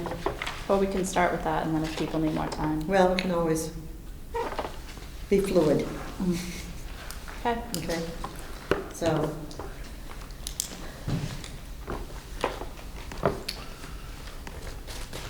So then I will compile that, and no one has to worry about anything they say, because it will go into compilation. I think I can say that word. Okay. All right. Gee, Adam, I think you have a major thing here. You want to hand this off to somebody else to do the opening of schools? He's got Well, this. we're going to start with, actually, Mr. Assistant Superintendent Cleary with teaching and learning, so I'll give my voice a little break. There you go. A little drink of water. I just wanted to at least give you a summary of our summer program, because I don't think we had a chance to talk about this Good. either before the summer or after the summer. And this is our first real meeting of the new school year, so it's a good time to look back. So during the summer, from July 8th to August 4th, we had our extended school year program. It's a 4-week program. It runs Monday to Thursday from 8:30 to 11:30. It provides academic and social emotional skill development for students from grades preschool through 12. We've expanded this over the past several years. I think it originally started, we were doing like grades 2 through 8, and then we expanded to add, during COVID times, we added kindergarten and then added a credit recovery program, so it's been expanding for the past 5 years. We offer 3 different opportunities, because we use extended school year as kind of an umbrella term. Because often it's associated with students with disabilities. So we do offer a program to support students with disabilities as part of their IEP. We also offer a Title I funded Power Up program, which is focused on skill development for students in ELA and mathematics. That is targeting students in kindergarten to grade 8. And we have a credit recovery program for students in the high school who basically have had struggles in terms of their classes, or they didn't quite finish or meet all their deadlines, so they needed additional time to kind of earn the rest of the credits that they should have earned during the school year. This summer we had more than 170 students participate and 60 staff members over those 4 weeks. We didn't just offer academics, because 3 hours of academics and 100 degrees is going to be a little bit difficult for our kiddos. So we also brought in some outside providers. Last year we brought in a lot of providers and found that that was a bit disruptive. It was fun, but it didn't kind of allow teachers and the kids to kind of get a flow. So we reduced that and really concentrated our efforts. So we brought in Cosmic Kelly for our science skills. We brought in Principal Beth Lewis for our music support. We brought Animal Adventures in to do some work with our kiddos, including holding and petting a skunk, which was kind of fun. And we had Are our they from very own Bolton? Mark Justo and Is that the Lindsay group from Rocco. Bolton? Yes. Yeah. Yes. We had our very own PE teachers. Mr. Kendall was here earlier talking about our PE and wellness department from the high school, Mark Justo and Lindsay Rocco. They were doing their own version of PE adventures. Some days were actually archery, which was fun. A lot of like create your own mini golf and so on. It was a lot of fun. We did have a frozen treat social at the close of the program. And the short of it is that these programs are successful in their own right just for getting kids and students and staff into school. There's a lot of academic components and social emotional components that kind of indicate the success, but the bigger piece is that it's kids walked in first day, they walked out on the last day, and they kind of said, that was really good. And feedback from parents was very similar. So I at least wanted to kind of share that, you know, we continue to offer these programs for our kiddos, and they pay dividends for us. Great. Anyone have questions or anything? So this was for basically 4 weeks, it looks like? Right. And did you have to stay all the 4 weeks, or did you have people say, well, after my kid, we're going on vacation? There are times. There's got to be resiliency. We I gave think. preference to families who were able to kind of commit to the 4 weeks. And then if we had openings, then we allowed for some flexibility. So there were some students who were not able to be there for the whole 4 weeks. They were only able to be there for 3, or in some cases 2, because vacations were planned, or at the same time every year. We run into conflicts with the STEM camp that's run in town by our robotics program, which is wonderful, and we want to support kids attending that just as much as we want to attend this, so we try to find ways to be flexible. I would have thought you might have had more than 170, really, because it was such a desperate struggle this year to find any kind of activities for kids, because everybody was booked to the gills. This is our from what I recall, this is our largest number in the past think several so. years. Seems We like usually 80 or hover- something. We usually hover in the 120, 140 range, Mhm. so this was an increase, Good. which was good. So did you have parents give you comments back at the end of it? Like, We didn't ask for formal survey feedback from students in the program. We saw our kids, and Mrs. Bozek kind of coordinated the extended school year program for students with disabilities, and I'm more heading the Power Up program and the credit recovery. And the feedback that we got from parents, honestly, was on a daily basis for elementary kids that drop off, and kids kind of like excited to come into school. And then feedback, most of the feedback we get is about kind of transportation and that kind of thing, and how we can make things work a little bit more logistically. But a lot of the stuff that they say is, my kid's really having a good time at this. And we had to try to convince them that it's been worthwhile. So that, we give all that, thanks to our staff, because they're the ones who make it happen. We just set it up. So I'll go ahead and thank Charlie and Tara for the setup, because you beat it's an incredible amount of work to get it up and running, and they both did an outstanding job. And I have to say, this program is happening at and around our offices. And if kids didn't want to be there, we would know. Every minute of every day. And what we're hearing is laughter and excitement. And it is a extremely well-run program by both staff and administrators. Actually, each one of our building-based administrators volunteered a day to be the administrator for the day also. So every principal, assistant principal, and directors all took a day to be the administrator for the day. So great job. Thanks. Well, that sounds fantastic. Could say enrichment. What do kids come to school for? To pet a skunk? They don't come to school for any other reason. Yeah. It was fun. Yeah. That was a fun day. That was our hottest day of the summer, too. It was fun. Yeah, that was that terrible, terrible The hot gym was spell. packed. Yep. Last week of June? Good thing we weren't here then. No, I mean, July, July. excuse me. Yeah. July. July. Seriously, where my head was this Can I just ask a clarifying question? So Sure, this please is do. different than like the ACP that goes to the pond on Tuesdays? Okay, different programs. Okay, because there's been times I've been in and seen children having lunch in the courtyard and stuff like that. This Yeah. would be different from This that. is different. Okay. Yeah, we do have a number of students, what was this summer referred to as ACP, now ASCP. Sorry. Right? No, not at all. But we do have students, we had students who are in ACP because they have childcare program over the summer. So those students would be with us in the morning and then would go in the afternoon to ACP. Okay. And then parents would pick them up from there. So it was a good partnership actually between that program and ours. Figured out drop off, and some kids would get dropped off even early, start the day at ACP at 7:30, come to us for 8:30, stay with us till 11:30, we can bring them back. Perfect. Yeah, So- that's good. And that's it's not the only reason, but it's part of the reason why we hold the programs on this campus, just because of the proximity of the two buildings to one another and access to all the supports that are needed. Great, thanks. So district updates.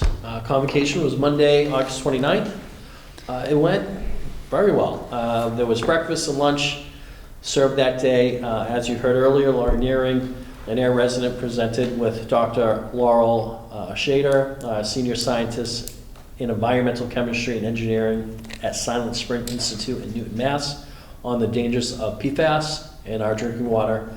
And also our school committee chair spoke to the staff. At least 30 seconds. It was an enthusiastic 30 seconds. It was. It's perfect. I think they wish I would spoke for 30 seconds, too. I heard that comment, yeah. Yeah, I'm sure you did. I'm sure you heard it more than once. Our keynote speaker. Absolutely not at all. Our keynote speaker this year was John Paul Gonzalez. It was really painful to introduce him. Patriots fans? Yes. Yeah. So make that comment. So Yeah. you brought in the person responsible for beating us? I did, yeah. In 2007, but I mean, it was, I'm actually going to give credit to two people for that. Didn't blame us. But I'm not blaming him, hold on. But, you know, I had, Mary Beth Hamill gave me a joke that, you know, say the only reason we got him is because Tom Brady wasn't available. So, I'm like, oh, that's perfect, I'm gonna use that. And then he walked in, and I said, I'm gonna ask him if I can say this joke. This is about 6'5". That was a good idea, since he's 6'5" and, 50, like, or he's big, and can press at least what? Well, more than me, but he was great. And did he say you could use that joke? I think you did. He did, yeah, I used it. Yeah, it went over well. John Paul Gonzalez is a former NCAA first-team All-American forward from Mount St. Clair University, scoring nearly 1,400 points in his 3-year career. He played in the NBA Summer League and was offered professional basketball contracts, yet he turned them down in order to continue his work with at-risk youth. He is a social studies teacher at Seaford High School in Seaford, New York, and is widely recognized for inspiring the New York Giants to their most recent Super Bowl victory with the phrase "all in." So that was against the New England Patriots in their undefeated season. Oh, so all he did was have a phrase? Well, it was more than that. I thought he like intercepted the ball or something. It was, I thought it was interesting when he got said, fired up. who here is Patriots fans? And I thought he should have said Patriots fans and then Tom Brady fans. And then he said, who's Giant fans? And then he said, who's Cowboy fans? And there was one person who had the nerve to say that they were Cowboy fans. It was a Cowboy, jeez. He was invited to speak to the Giants in the middle of their season that year. Yeah. So he came to the team and spoke to them for 20-ish minutes about the work that he's done with kids and this phrase that he's kind of coined. And then all of a sudden, they went on a winning streak and ended up winning the Super Bowl that year. They're Okay, 7-7. Yeah. They won their last 3 games to make the playoffs. Then they beat Green Bay in Green Bay. Green Bay, Green Bay. Then they beat San Francisco in San Francisco. Mhm. And then they beat the undefeated Patriots. Where was that, Tampa Bay? Was that Tampa? Might have been. Might have been. It's a lot of pressure for our staff to really like step it up because he's motivational. Yeah. Wow, good. That's awesome. Yeah, he definitely inspired a lot of the staff. He did. His presentation was powerful. The phrase "all in." When every staff member got a poker chip. And he gave a poker chip to every Giant. And he asked, he's like, if you're gonna be all in, be all in. And if you are, take this poker chip. When you're all in poker, you push all your chips in. So we're giving you a chip. We're asking you to be all in. Every staff member signed the chip. They have their chip somewhere. Mine's on my desk. I would recommend clicking on the link and watching. You can watch his presentations on YouTube. There was a moment where everyone, and I'm not going to share what that was, but there was a moment every single person in that auditorium was just a moment of taking your breath away with something that he shared. I mean, it was powerful. The guy's a teacher. He knows what our teachers go through. I have to say that never has an opening day speaker for me, and this is something that I've been participating in for 20-something years, has ever been received like this. Teachers I've got emails, teachers came by the office to stop to tell me how great it was. Never have I gotten a response like this. John Paul was recommended originally by Danielle Cicatella, the assistant principal at the middle school. She had heard him speak when she was in New York. Mentioned it to Charlie, I believe last year. It was a little too late last year. We had another great speaker, but different. And Charlie stuck with it and really brought this guy's name up a couple more times. He was phenomenal. Yeah. So really, it's worth watching. I've seen the hashtag all in on some of the district postings like that teachers have done, so it really did resonate. It really, I mean, He was the reaction a from the very teachers good paced was speaker, outstanding. professional paced speaker who could move the audience. And he was excellent. You know, we've heard positive things from everybody, not just teachers, but I think especially teachers really appreciate hearing from teachers. They do. Also, we had the All-Town Fresh Coffee Truck on opening day. That was really well received too. People really appreciated that. Yeah. So we did make sure that we thanked you, All town came through. Michelle, for setting that up All for town us. was all in. Yeah, so there was no chance I was getting a cup of coffee, because by the time I walked across the parking lot from my office, the line was much too long for me to be able to get one before the presentation started, but it was really well received. Good. And it's a really nice, if you haven't seen it, it's very nice. It's essentially a trailer, but it is. Serve yourself. Huh? No. The biggest problem was most of us didn't know what to do. Yeah, self-serve, yeah, but it's very nice. Fortunately, we had somebody standing next to us who knew what to do, and they said, do this, do this, do this, and we- I mean, they definitely, I think, would be open to coming back, so I'd love to set that up, maybe building, like at a building, you know, I don't know, around the winter time, and then maybe again at Teacher Appreciation Week, but Yeah, This is and to really give good. them a plug, I've recently, because someone told me the sandwiches were good there, I had a sandwich that was actually really good. I Yeah. mean, you know, you don't think a gas station's gonna have good food typically, it's great.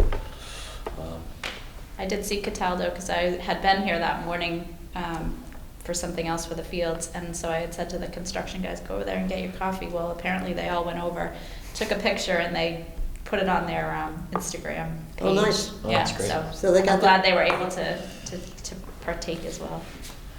well, that was super. So the afternoon of the first day really consisted of Power School training for the entire district. It's the new student information system. We had a couple different sections by different levels. It was fairly well received. There have been some hiccups with the transition to a new system. We knew that was going to happen. But I think people are still so happy to get rid of what we had that, the vibe around that is still very positive. Day 2 consisted of really building-based plans that were created by principals and assistant principals. From we went around to each building, very well received, really well planned by the building-based administration and district-based. Lorraine presented, and so did Tara Bozick, and I believe Mary Beth. So really, this was for me personally, the smoothest opening of school that I've ever been part of. And I'm saying part of because the moving pieces here were really planned by the rest of cabinet and building-based administration. They did a fantastic job. We welcome back grades 1 through 12 students on Wednesday, the 31st, and kindergarten students' first day was today. It was really nice to see the 5-year-olds walking through the halls today with their colored visors on, so we know who they belong to. It's a great system that they have. I believe LEW uses a similar one, if not the same. The first week was seamless. There were no issues, no transportation issues, not one call to the superintendent's office from a parent. That's kind of strange for the opening of school. So we wanted to thank the transportation director and Dee. I mean, transportation was good. Our preschool students are going to start September 12th. Will be their first day of school. So really a great opening, seamless. Did Bill ride the bus? I didn't ride the bus this year. Oh. I'm so sorry, they wouldn't let Not you yet. on? Year's not over. There's still opportunities to ride that bus. I went to every school, saw them dismiss and arrival, so Good. it went well. Good. We do have a personnel update. So we're going to share with you that Amanda Lewis has resigned from the district after 18 plus years. What? Yeah, Mrs. Lewis started out as a program assistant for the AIR Childhood Program before being hired as the finance assistant, accounts payable, payroll and benefits Oh, I know. specialist for the AIR Public Schools in 2007 until her resignation, until regionalization in 2011. During this time, she also served as assistant treasurer and an administrative assistant to the interim superintendent during the region's non-operational year in 2010. In 2011, she was appointed to the accounts payable specialist and has served as the payroll and benefits specialist since June 2016. Mrs. Lewis will be joining the Air Town Hall as their new benefits and payroll manager. Mrs. Lewis will be missed, and we wish her much success in her new endeavors. Mrs. Lisa Herget will be taking over as the district's new payroll and benefits specialist. We would like to congratulate her. And Jennifer Banches, thank you, will be joining us on September 19th as a new accounts payable, accounts receivable specialist. So we welcome her. Tom Sorry, Hool- what's her last name? I couldn't hear you. Banches, Banchs. Thomas Hool has joined us as the new Director of Food Services. He was not able to attend tonight's meeting, but plans to attend in October, so that you can meet him, and you met Mary Beth Higgins. She has joined us as the new director of the Air Shirley Childhood Program.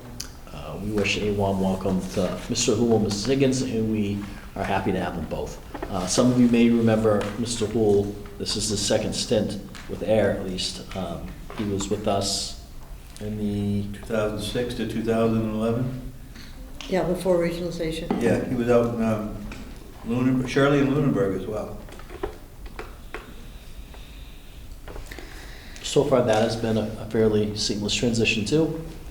No issues there. He's having some issues with the POS, the point of sale system, lining up with Power School, but he's working through it. And that is all for the superintendent's report, unless there are any questions. Thank you very much, Dr. Just one. Sure, please, Kevin, One thank you. comment, I think that you saw, the only thing I saw or heard some comments was around the new system.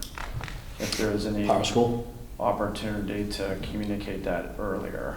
I mean, it's the only thing I heard around any of the opening. I'm not sure I communicate. I heard some comments from parents that they thought the rolling of a new system could have been done a little bit earlier to give people time to learn and adjust. They thought it seemed like a lot close to the opening of school. So just giving the feedback Is this around ACP or the Power School? The Power School. Oh, okay. Yeah, the Power School. Yeah. Have you heard anything in your neighborhood? About Power School? No. Yeah. We'll get his neighborhood too. Yeah. It'll all work Are out. families interacting with Power School? They will be. They will Yeah, be, it's not- yes. The parent portal is not yet open. Yeah. Ah. Yeah. So that's the complaint. I don't know if it was the parents on their own kids that they're going in, but they thought it was a difficult transition. It is. I mean, it is. And it's hard. It's good feedback, but it's really difficult to change the student information system mid-year because of all the state reporting that needs to happen. They're really, in fact, I don't know if anyone's done that. Maybe. It's really, the beginning of the year is the smoothest way to do it, but whenever you switch, there's issues. It just, Most definitely. yeah. In one of my Just districts, is. we did it at the mid-year. That, I think, would be very challenging, I'm sure, yeah. And like on a light switch, and the district was challenged, to say the least, but nonetheless made it through. So people, if they're embracing the change, it tends to go well. And by and large, that's what's happening. There are gonna be some hiccups. Microsoft on board? Not officially, not yet. Okay. We have heard some feedback from teachers and other staff, and it's good to hear some from parents. We are currently in the process of hiring a Power Schools consultant to make some of these hiccups go away faster. So essentially a master user, not yet official. So we do have someone in mind and we've made an offer.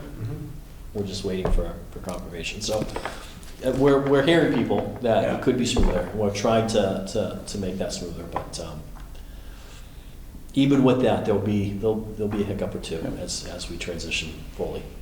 Can I just ask a follow-up question to that? So what's a situation where a parent is having an issue? Like, is it a correspondence from the school that's not? No, it wouldn't be that. It could be possibly some scheduling for high school students, maybe. That could be it. In terms of an issue with a parent? Yeah, I'm just curious, like, at what point, what interaction is the parent having at this point? Like, is there any kind of, like, not tutorial, but like any kind of explanation we can be giving parents about how to use, I mean, I'm wondering, like, how are they using it so far and where are they finding the problems? Is it the student that's reporting that they're having a problem, or is the parent doing something that they're now having a problem? Or is it just communication from the school? Well, it could be that. It could be the fact that our Blackboard Connect, our email and automated telephone call system was not updated as timely as we would have liked it to been, so some of the communications went out later. For instance, my welcome back message went out about a week later than I wanted it to because we were waiting for Connect Ed to be able to communicate with Power School to update. But that, for me, was the biggest issue as far as communication goes. There could have been some more building to building level, but I wouldn't be able to speak to them tonight. Yeah, I'm just curious what the issues were And and again, I how. haven't been using it either, so someone approached me and gave some feedback. I thought it was around the communication, but only they would have liked to have known that there was going to be a new system. And if there was more information on how to use it, seemed to be the nature of the feedback. I guess that's what I'm getting at. If there's something that we can provide parents that would assist in the transition, I mean, I don't want to create more Well, work. as soon but- as the parent portal, is it called parent portal? Is it called, yeah, as soon as the parent portal is usable, we will send home information, login information, how to use it. Some to maybe even have a, create There's a lot of video There's tutorials a that are there ton. too, There's so, a ton, but I think the point is valid. I think that we've spoken about this at school committee several times about the Yeah. transition to Power School and purchase Yeah. and so on. But in terms of follow-up communication, I think that the people, families may have heard this in terms of, well, communication is delayed because we're shifting over to this new system and so on. So then that's a good that point. leads to people being under the impression that this isn't, there's something I'm supposed to know, I'm missing out on something. Oh, okay. So I think that may contribute It could be to a some of this. Secondhand instead of hearing Yeah, from us. so, and Yeah. I think that's valid in terms of communication. Okay. Thank you. Sure. That is all for the superintendent's report. Thank you. Fantastic. Now we get to do something fun. Ongoing business, approval of nomination for the naming of the Harold G. Norton Athletic Field. By the way, I took a few minutes tonight, and that gateway that says Harold Norton Athletic Field is fantastic. So whoever came up with that nice thing was really, really, really good and very impressive. But the name, the track for Ms. Janice Bresnahan. Michelle, would you, since you're Sure. so So- active in that, thank you so much Yeah. for all your work. So at our last meeting, I had notified the committee that we had received a request from Ben Bresnahan of the Bresnahan family to name the track at the new sport complex or field complex in honor of his sister, Janice Bresnahan. So we talked about that request last meeting just to, I think it was part of our kind of operating procedure that we would announce it so that if there was any community feedback that we'd have time for that to be received, and I don't know of any. But I would just again reiterate how I think, you know, this is just a really fitting, appropriate name to be given to our track. I think people in both Air and Shirley know Janice Bresnahan. They know her name. They know who she was because of the hard work that the family has done year after year after year to keep her memory alive. And I don't think, you know, that anyone would come to our school and not know why we did this. Also, aside from that is just the financial contribution that the family has made to our school district via ASEF through the funds raised by the road race. I've said before, I'm on ASEF, and ASEF would have a very difficult time functioning at all if it weren't for this road race. So I just think that it's a very fitting recognition for not only Janice, but also for the Bresnahan family, who has given so much, quite frankly, to our school district. If anybody would like to make a motion, we can second it and discuss it. So I would love to make a motion that we name the track at the Harold G. Norton Athletic Field in honor of Janice Bresnahan, who spells her name Janis as opposed to Janice.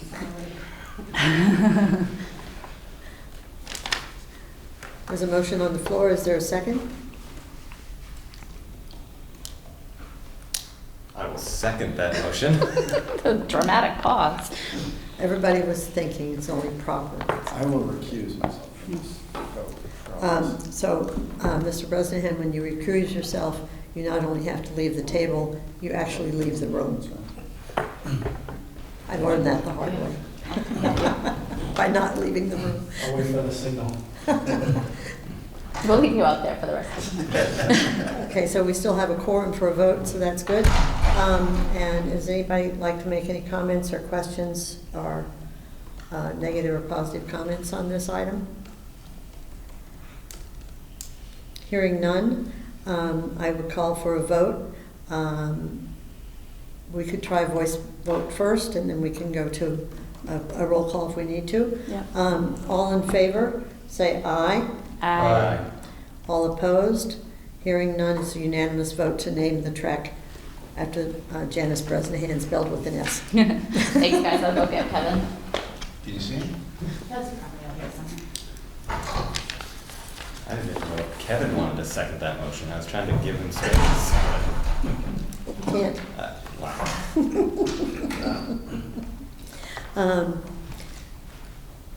And Michelle, if it works for you, I think it would be good to move item D up to follow up in the same course of subject here. Sure. So the fields are nearing completion. As Mr. Kendall said, if you haven't had the chance, try to go out there and take a look at it. It's really quite amazing. So the bleachers and press box were finished up. I think on Friday the press box was installed.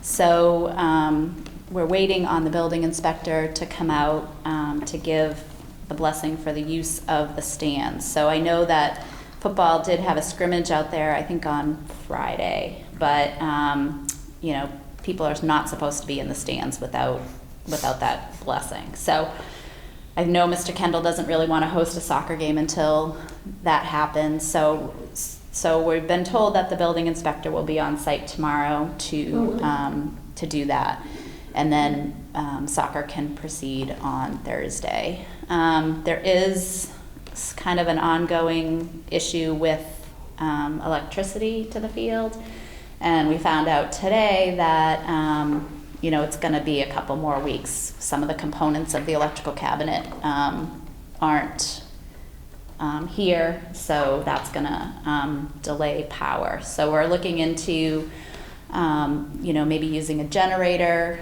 at the concession stand, or, I mean, we won't, you know, they're looking to see what kind of options we might have to power up lights, and I think that's one of the reasons why Mr. Kendall moved that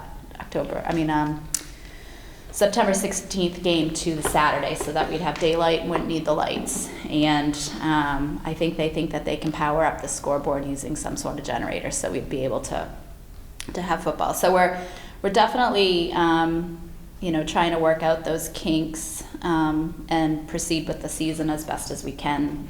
By October, we should be fully functional and moving out there all the time. I don't know if I've told you, but we had a donor for the baseball infield. So the baseball infield is going to be redone. The softball infield is going to be redone.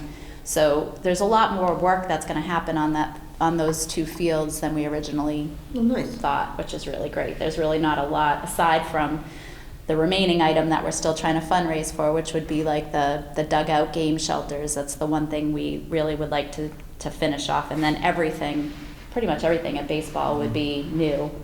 And softball, same. We've poured concrete slabs over there for both baseball and softball, with the hope that we'll, you know, raise that last bit of money that we need in order to get that done. So again, if you have the chance, take a walk, you know, come see a game. It's really, really, really beautiful, and something that you can't help but be proud of when you walk out there. It's just, you know, our kids deserve it.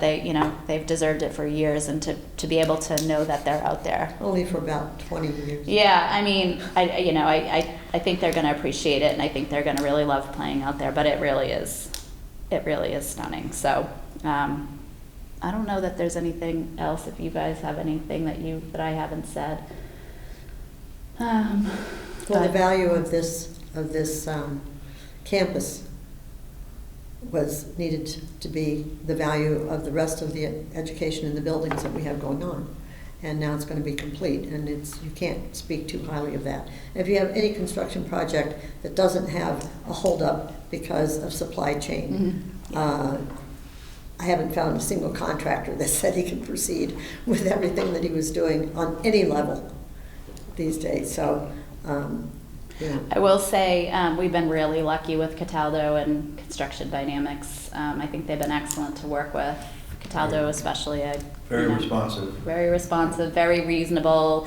If there's things that have come up with ledge, they're not nickel and diming. They've been, really, really great to work with. Construction meetings are smooth. They're, it's just been a good process, and we're lucky. I think that it worked out the way it did. So it's getting there. It's almost there. So we do have I should say, So the plan now, and I've been assured today that we don't need to worry about power by October 14th. It's homecoming weekend. There's a Friday night football game, and we've been working on planning a donor recognition and kind of a dedication that evening. Mr. Norton is part of the committee that's planning for that night. So we've had several calls already with Mr. Norton and a few others that are working on that committee to plan. Invitations will be done and sent out shortly, probably within the next couple weeks. I do want to kind of let one more construction meeting pass to see the power before we send out invitations, but I actually stressed that today.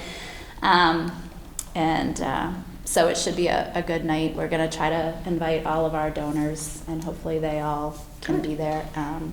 So mark your calendars. October 14th. Don't tell me you have someplace else to go. Oh, no. It's what? Kevin was just about to say something. Yeah. Yes, please. Is it still about the same amount that we're short for the dugouts? I think it was about $60K. So yeah, we have actually a fields committee meeting on Thursday at 5, and we'll be able to, I think, have some more up-to-date change orders and probably know exactly what we're looking at, but it's in that ballpark, maybe a little less. The other thing we're going to talk about doing is, if you haven't had a chance to see the named bricks, they're all laid out there and you can see. All the bricks are sold? Oh, no. So we're going to probably do another round of sales. Oh, good. Because in speaking to the contractor that was laying the bricks, he said it's not hard at all for them to pull up and to put new ones in, and we're going to have, I think, a bunch of extra bricks. So as we sell them, we can have the extra bricks engraved and then just replaced. So I think that will be, we'll talk about it on Thursday, but I think that's going to be another opportunity for people that missed out that still might want to buy a brick. And I think as people come into the facility and see what it looks like and see what the bricks look like, and realize that maybe they wanted to participate and didn't, we may get some people that want to buy bricks. So yeah. Did I answer your question? Yes, essentially. Oh, We'll yeah. find So out Thursday. I guess the answer is I'm not really sure exactly what the number is, but it's probably in that ballpark. One other just quick comment I'll add. So unsolicited, I've had the opportunity to listen to my son Connor and Isabel, who are in athletics, but they're friends who have been over, and they've commented and have been comparing our fields to all of our other schools in the region, and they're quite convinced that we by far have the best fields. Yeah. And it's not even out there yet. It's not even close. But I think it speaks to kind of school pride, that they're very proud now for the athletic programs and the fields that they're going to have. And ultimately, I think hopefully that helps us with opt-in and reduce opt-out. And just, as you said, Joyce, as we've always been saying, it completes our wonderful school facilities here. So. Well, I have to say I have been driving around looking at most of the facilities in the area, and I agree with Connor and Isabel's friends that we will by far have the best athletic complex around. And I do want to say too that I did have a prospective donor come out that I was touring the facility with a couple weeks ago, so it still wasn't even at the point where it is now. And one of the things that she mentioned was that she lives in Winchester, and she said, "You guys are really lucky to have everything in one spot." Yeah. And that, I think, is something that we are really lucky to have. So I can't wait for everybody to be functioning out there and everyone to take a walk and everyone to be at our games and supporting our athletes. It's going to be a great facility. That's what we aim for, and it's so the good news, it's all in one spot. The bad news is kind of like putting a jigsaw puzzle together, and if you can do it. Well, we did the best we could. No, it's very good, very good. Item B that I kind of skipped over there. So, Mr. Plunkett, are you RTG ready to go? Ready to go. Madam very Chair, committee members, in your packet you have 2 items. 8B1 is the memo, the FY22 budget closeout memo, and then 8B2 is the detailed report that shows you all the lines that make up our final numbers. We are in the process of closing out FY22. Once the teacher's accrued payroll is done, which is done as of August 26th, and our last accounts payable warrant runs on September 16th, we'll be totally closed out. We like to hang on for that last warrant as we have bills trickling in from the prior fiscal year. But just to give you a snapshot of where we are, FY22 budgets versus expenses, our budget, FY22 budget was $30,063,163. We came in expenditures of $30,047,026, a variance of 16,000, just over 16,000. That's pretty, in the black. A little tighter than I like, but in the black. It is in the black, yes. And the second table shows you the FY22 budget versus revenue. We had Chapter 70, we get up 54,000 more in Chapter 70 than we budgeted. School charter reimbursement, we were a little short, $546.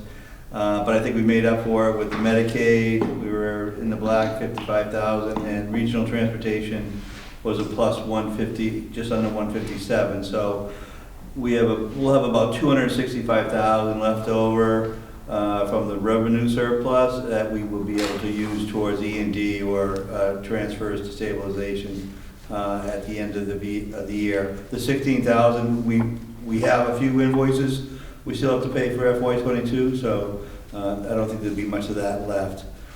Then we have the next section is some of our larger revolving fund balances.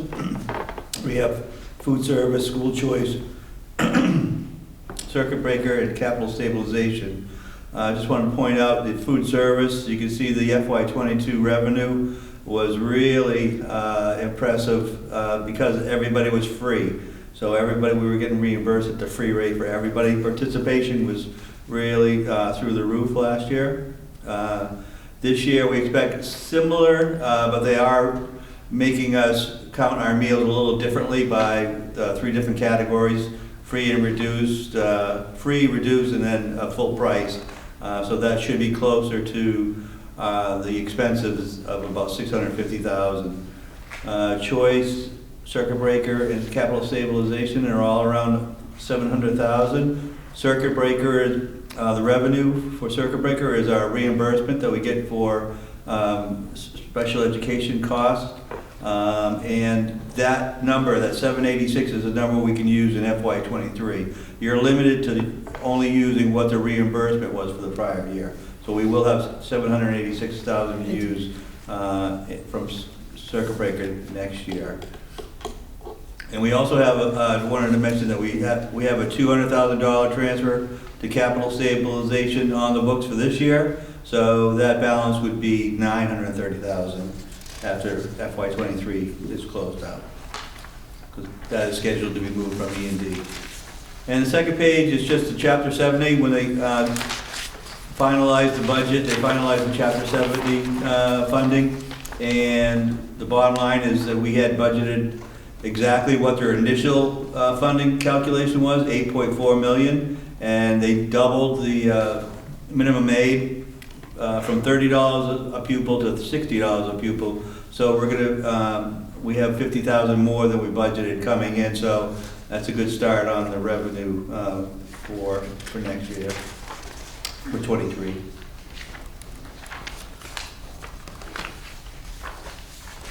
And then you also have the report in there, a lot of lines, just shows you the detail that makes up these numbers.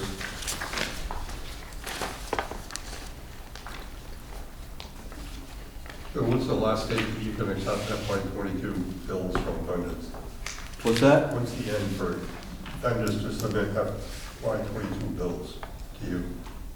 Who's the final approver? No, the vendors. The What's final- the deadline? What's the final date? Oh, we're supposed to have the end of year report in by October 31st, so we need to have it, September 30th would be a drop dead. I wouldn't do any past then. So we usually try to make it the second week of September, Right. because past practice, we've seen them come in. It's like, I know. you close up and then something hits your desk from the prior You year. have a short list of people you know that are. So we stay right on, we stay right on the known offenders, transportation, Right. D-bus, the special ed transportation. They're notorious. I think they go on vacation at the end of June, you don't hear from them for a couple of weeks. But we do stay on top of the people that we know, we have to. That's weird, you have begging for bills. It's unusual. Because we're gonna close out. Yeah, no, I know, but. And so Probably the only so the rest of situation. these lines are just the explanation of, It's the backup. it's the backup Yeah. for all that. You'll see the very last page, the very last line, Mhm. is basically, you're gonna see the Match the this top first. line on the Right. memo. Right, that's why I thought I saw it. Thank you, Bill. Go for my eye exam on Thursday. Thank you, Bill, very, very good.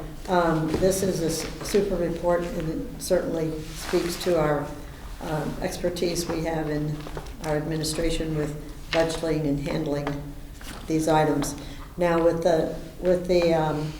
them wanting to break out this whole meal thing, is that because they're pulling money from the feds? The state's pulling money from the feds for the free and reduced stuff, and so they need to break out for that. Well, I think them going another year of totally free, they had to tighten their belt a little bit, so they are ratcheting up the requirements for how we count these meals. They're not all gonna be 100% free. It'll be the same number of, based on the application for free and reduced, just like it always is when it's not free. So we count them, but you only get reimbursed, you'll get reimbursed at the full amount for free kids, and then for reduced, it's reduced, and then for full, it'll be like the bare minimum. They'll have a minimum reimbursement per meal. So for us, for the kids then, it's free, but for the district, if I understood you right, we may be tallying an amount that we have to. Well, the adults have been paying all along. The adult No, I'm meals are talking not about the free. kids. Staff meals are not free. Right, So all meals were free last year, were paid at the full, reimbursed at the full amount. Now they're gonna be layered at different levels. Sliding scale. So if you qualify for, in the past, if you qualified for free lunch, those would be fully reimbursed. Mhm. Reduced lunch, they would be reimbursed at the reduced lunch rate. Right. And so a student who would be paying for full lunch, we will get basically our cost of food. Right. Okay, does it change at all? I'm sorry, I didn't. no, I'm, Does it change at all, like the product we offer, or like, are they gonna give us our cost? Like, so, Everybody gets offered, all students have the same options. So okay, this isn't in the past where if you owe money, you get an alternative meal. no, I didn't mean it like No. that, I just meant, to make it profitable where no one's paying, they're gonna give us our cost though, right? Like, so say, we. Yeah. Okay, The minimum reimbursement will be at our cost. Okay. Or what they think our cost should be. well, that's what I'm saying, is Yeah. does it change what we can purchase if they're not gonna be reimbursing us? Well, with the reimbursements we got last year, we can see we have a fund balance of 347,000. So you're only supposed to have 3 months of expenditures on hand as a cash balance. So we're gonna be spending down, and we'll be able to purchase all the products we need. Okay.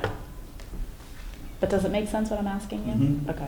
so the whole booking thing is becoming a catch your breath, because you still have, because last year the kids were going through, and they didn't know whether they were Schedule 1, Schedule 2, or Schedule 3, to get it out of some of the jargon.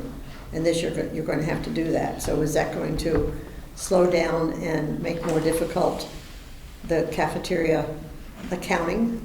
They're trying to work through that now. They're trying to use like a card with a barcode or a Okay. QR code Yeah. where the kids will scan them. So there's no writing on there that says what level you're at. No, I wasn't worried about But that. I was just they're using thinking all of the types of other stuff, side. depending on the age of the kids. They're using popsicle sticks and they're using all kinds of stuff.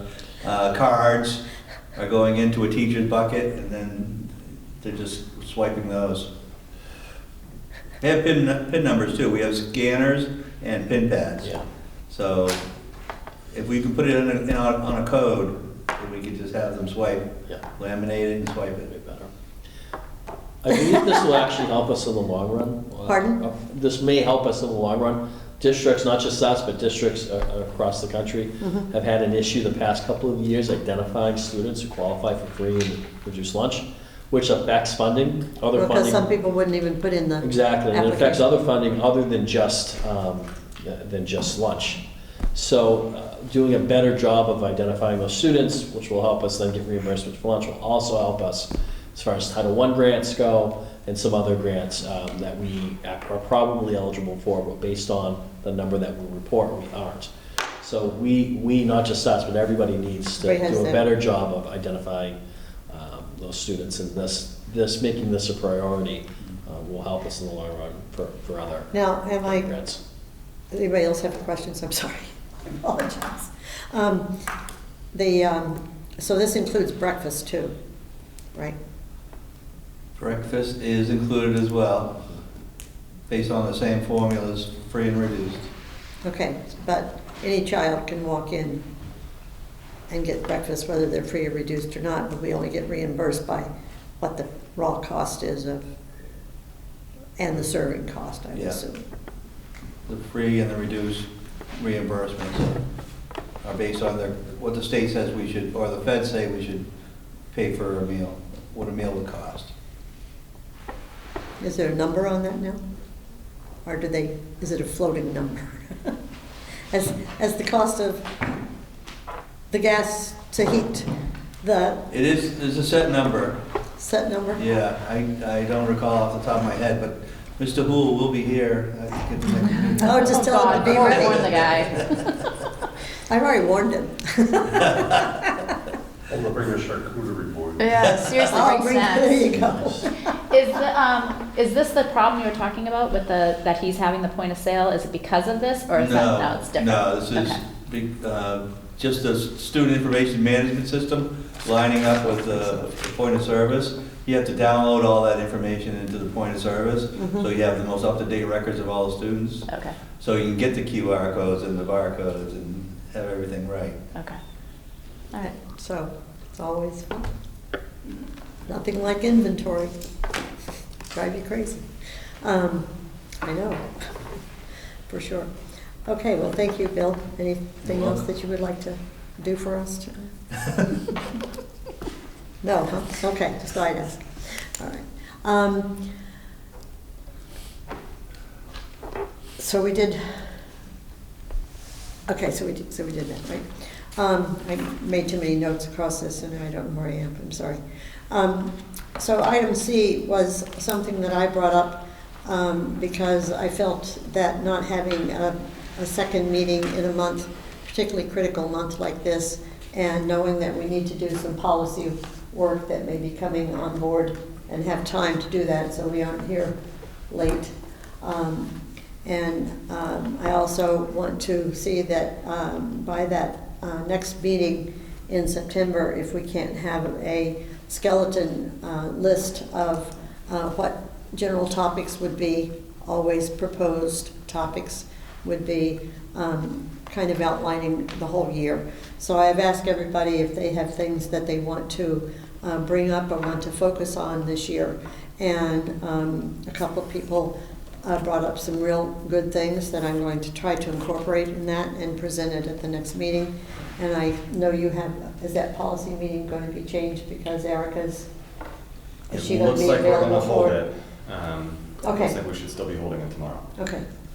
Anyone trying to be there? Thank you, Michelle, for the information on attending that. I'm going to try to be there. The operative lawyer's escape clause, TRY. I have it in everything that I do. So I would like to schedule a meeting for that, theoretically for that Wednesday, the 21st.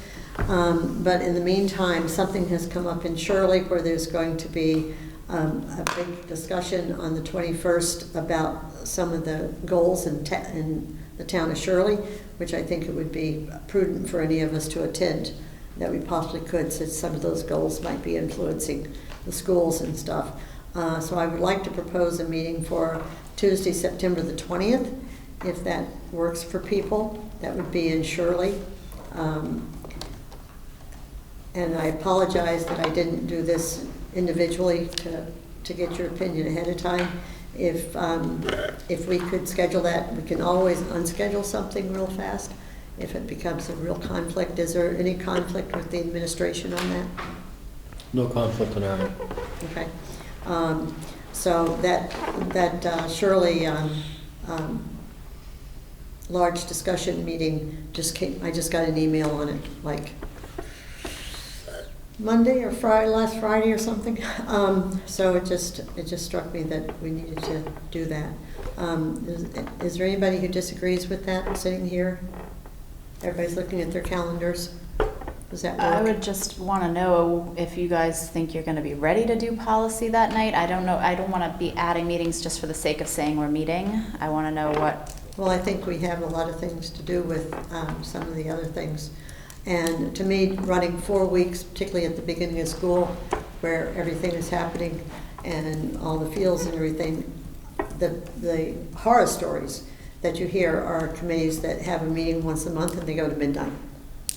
And right, but what I'm saying is if there's I'd rather no be need, here for an hour and a half than to go to midnight or even 10 o'clock at anything. Because you always have to be, we can always cancel it, but we always have to be ready in case there's an executive session or something, and then maybe that executive session can be put off until a regular meeting and not have to have a 48-hour hysteria going on.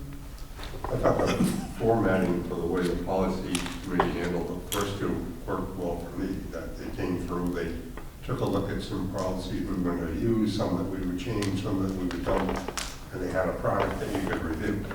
Because they're going to be working. They're going to be working on C&D this week, I think, right? So the goal is that we should be meeting tomorrow to go through C&D. We can share that. I mean, we have been trying since April to hold a meeting. And so I'm cautiously optimistic that at the end of tomorrow, we will have a product that we can bring to this group, and, you know, whether it is shared, you know, in advance of a meeting on, is it 10-4 or 9/20, part of the goal of us going through two sections was both a little bit of catch-up, but also recognizing that we were only having one meeting, so let's give ourselves, you know, let's go through two sections in the month of September. So I would hope that we have something in September, and I have hoped in June, July, and August to bring something to this group. But hope springs eternal, so you're doing a really good job.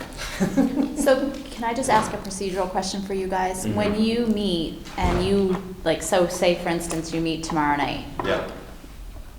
When are the changes made to the actual document that you're ready to share with the group? Yeah, that's a great question. So we would have I think it would depend a little bit on Dorothy's availability. So we'll give her some initial feedback and thoughts for her to incorporate in a document that could then be brought to this group. I'm trying to remember how long it took.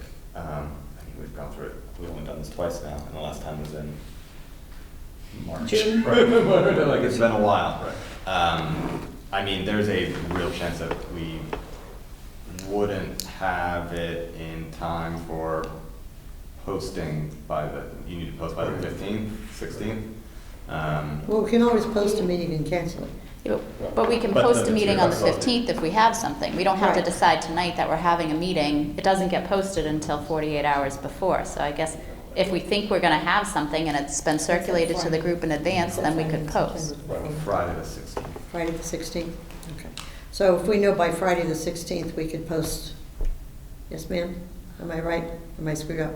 That Thursday would, I mean, I could post it tomorrow. You could make changes up until 48 hours in advance. 48 hours is the last possible, so like that Thursday, Friday. So we can post I that? would post for a Tuesday meeting. Yeah. Yeah, okay.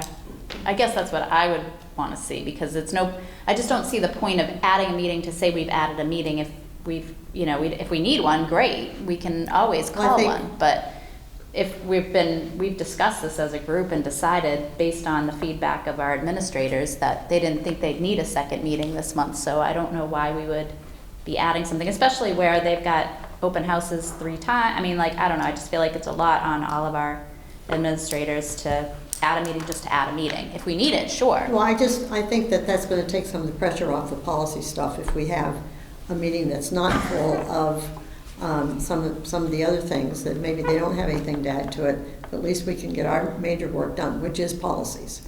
Right, but if the policies are not ready, what's the point? Then we'll cancel the meeting. But if they are ready, we could move forward and not stumble through how many chapters are there? But I also think it would be important to share that document with the group before we meet, because otherwise we're going to show up here and look at it and stare at each other and say, this is my change, that's my change. At least if we've shared it as soon as you guys have it and everybody, makes an effort to review and come to discuss, that's a different, I think we have to kind of all agree that that's what we're going to do. Yeah. Does that make us have a goal of doing that? Yeah, but it might not be available. That's the whole point. And I think Erica and I are like, I can take this on, would hope to share well in advance, or like as soon as we have something from Dorothy, we could share it with you all. Mm-hmm. I imagine if Thursday evening or Friday, you're getting, here's all the stuff, be ready Tuesday, I'm not sure that Tuesday becomes super productive.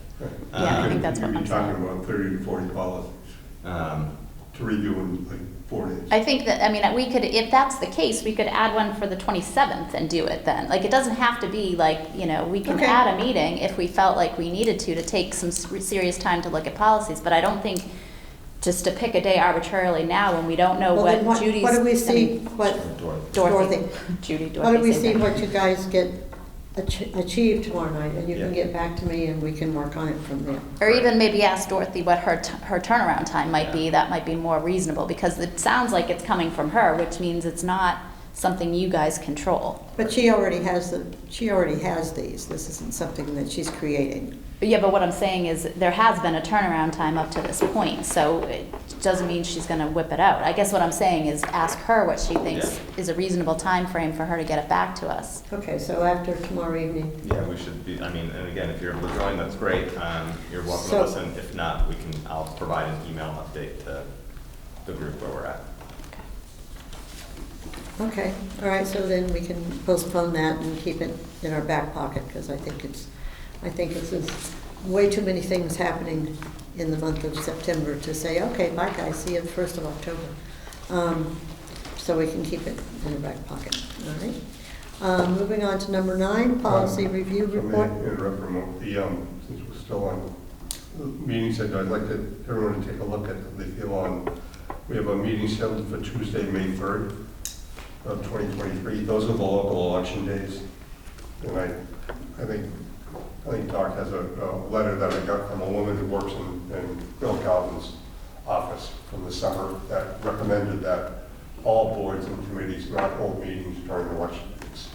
Right now, that's our only conflict. We have no, election day in November this year's the 8th, so we have no conflict. We are meeting the 1st. So we're talking about just moving the Tuesday, May 3rd to, I guess, Wednesday, May 4th. And that would just. Or Monday, May 1st, 2nd. Any of the above. But I think that overall, we'll be looking at the whole schedule, and this is the only conflict for this, outside of today, for this year.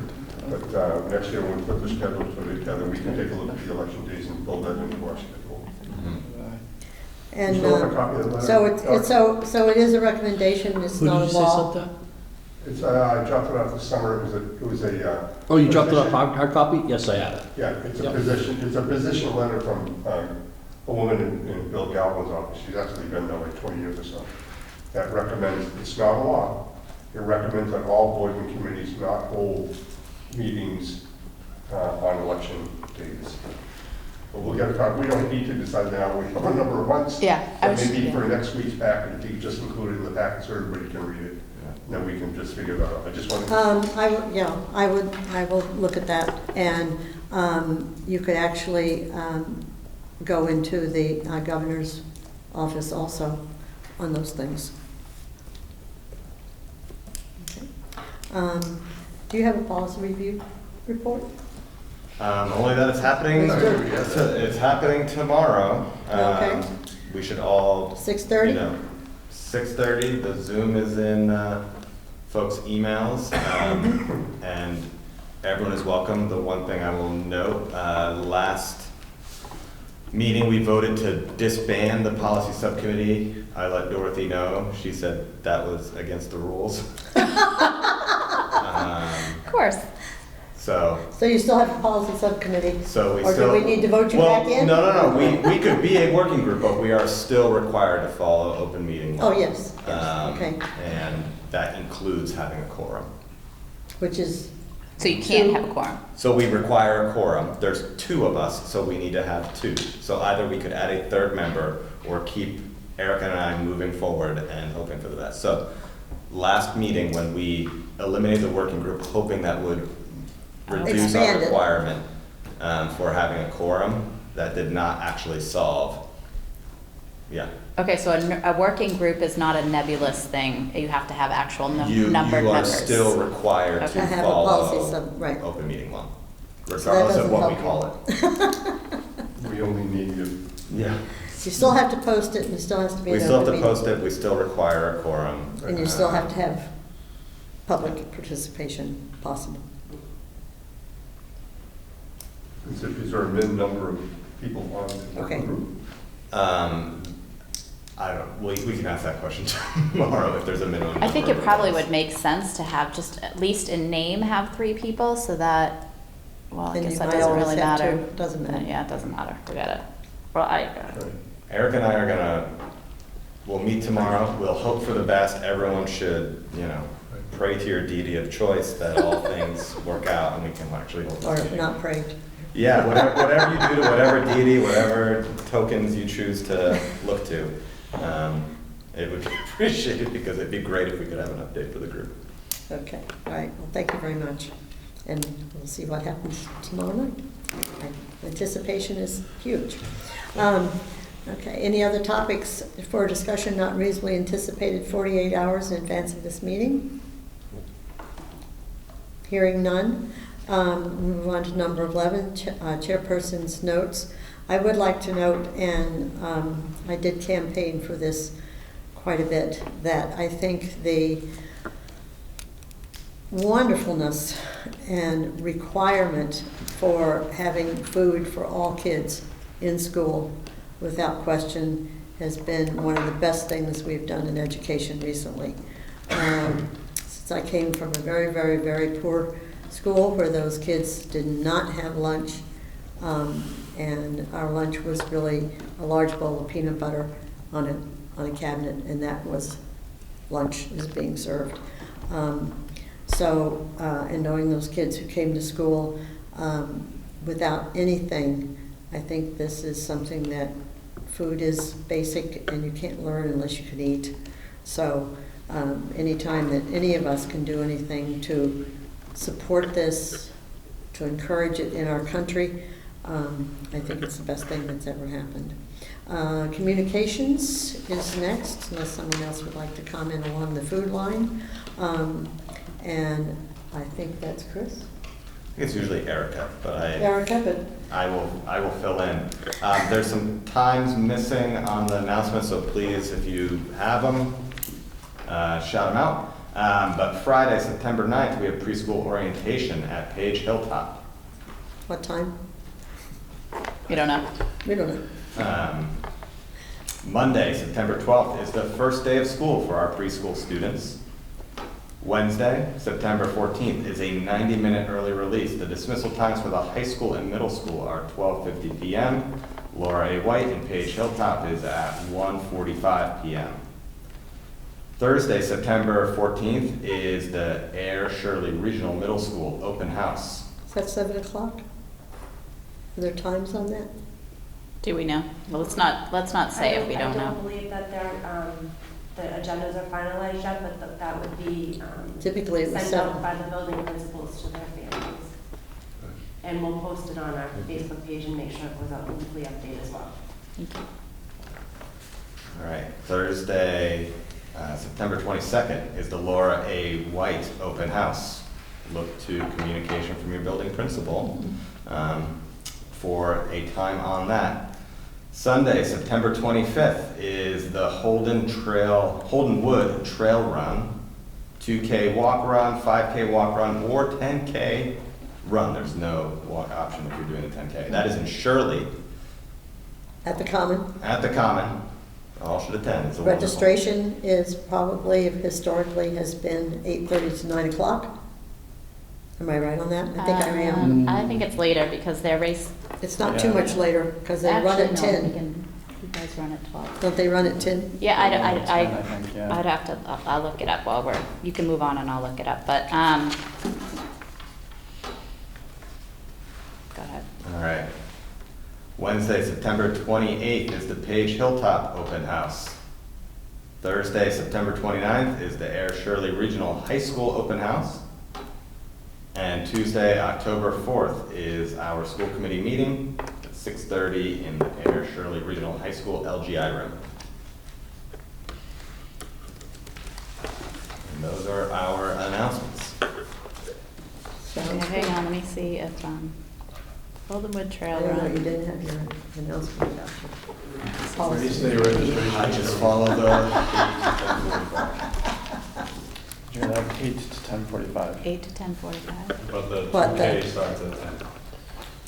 8 to 10:45 is the registration for the Holdenwood Trail Run if you want to do it day of. That's what I said, it's 8 o'clock. It's open registration. right now. Yeah, register So online early now, please. Register online. You may have missed You did the miss. T-shirt, Yeah, you did.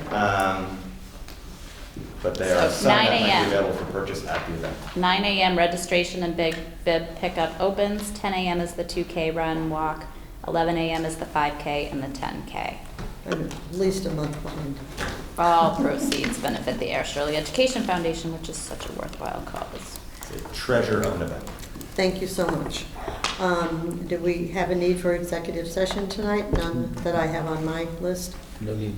Okay, in which case I would entertain adjournment at, according to the clock on the wall, 9:15. I'll make a motion, we adjourn. I would second that motion. All in favor? Aye. Opposed? It's unanimous. We are adjourned at 9:15.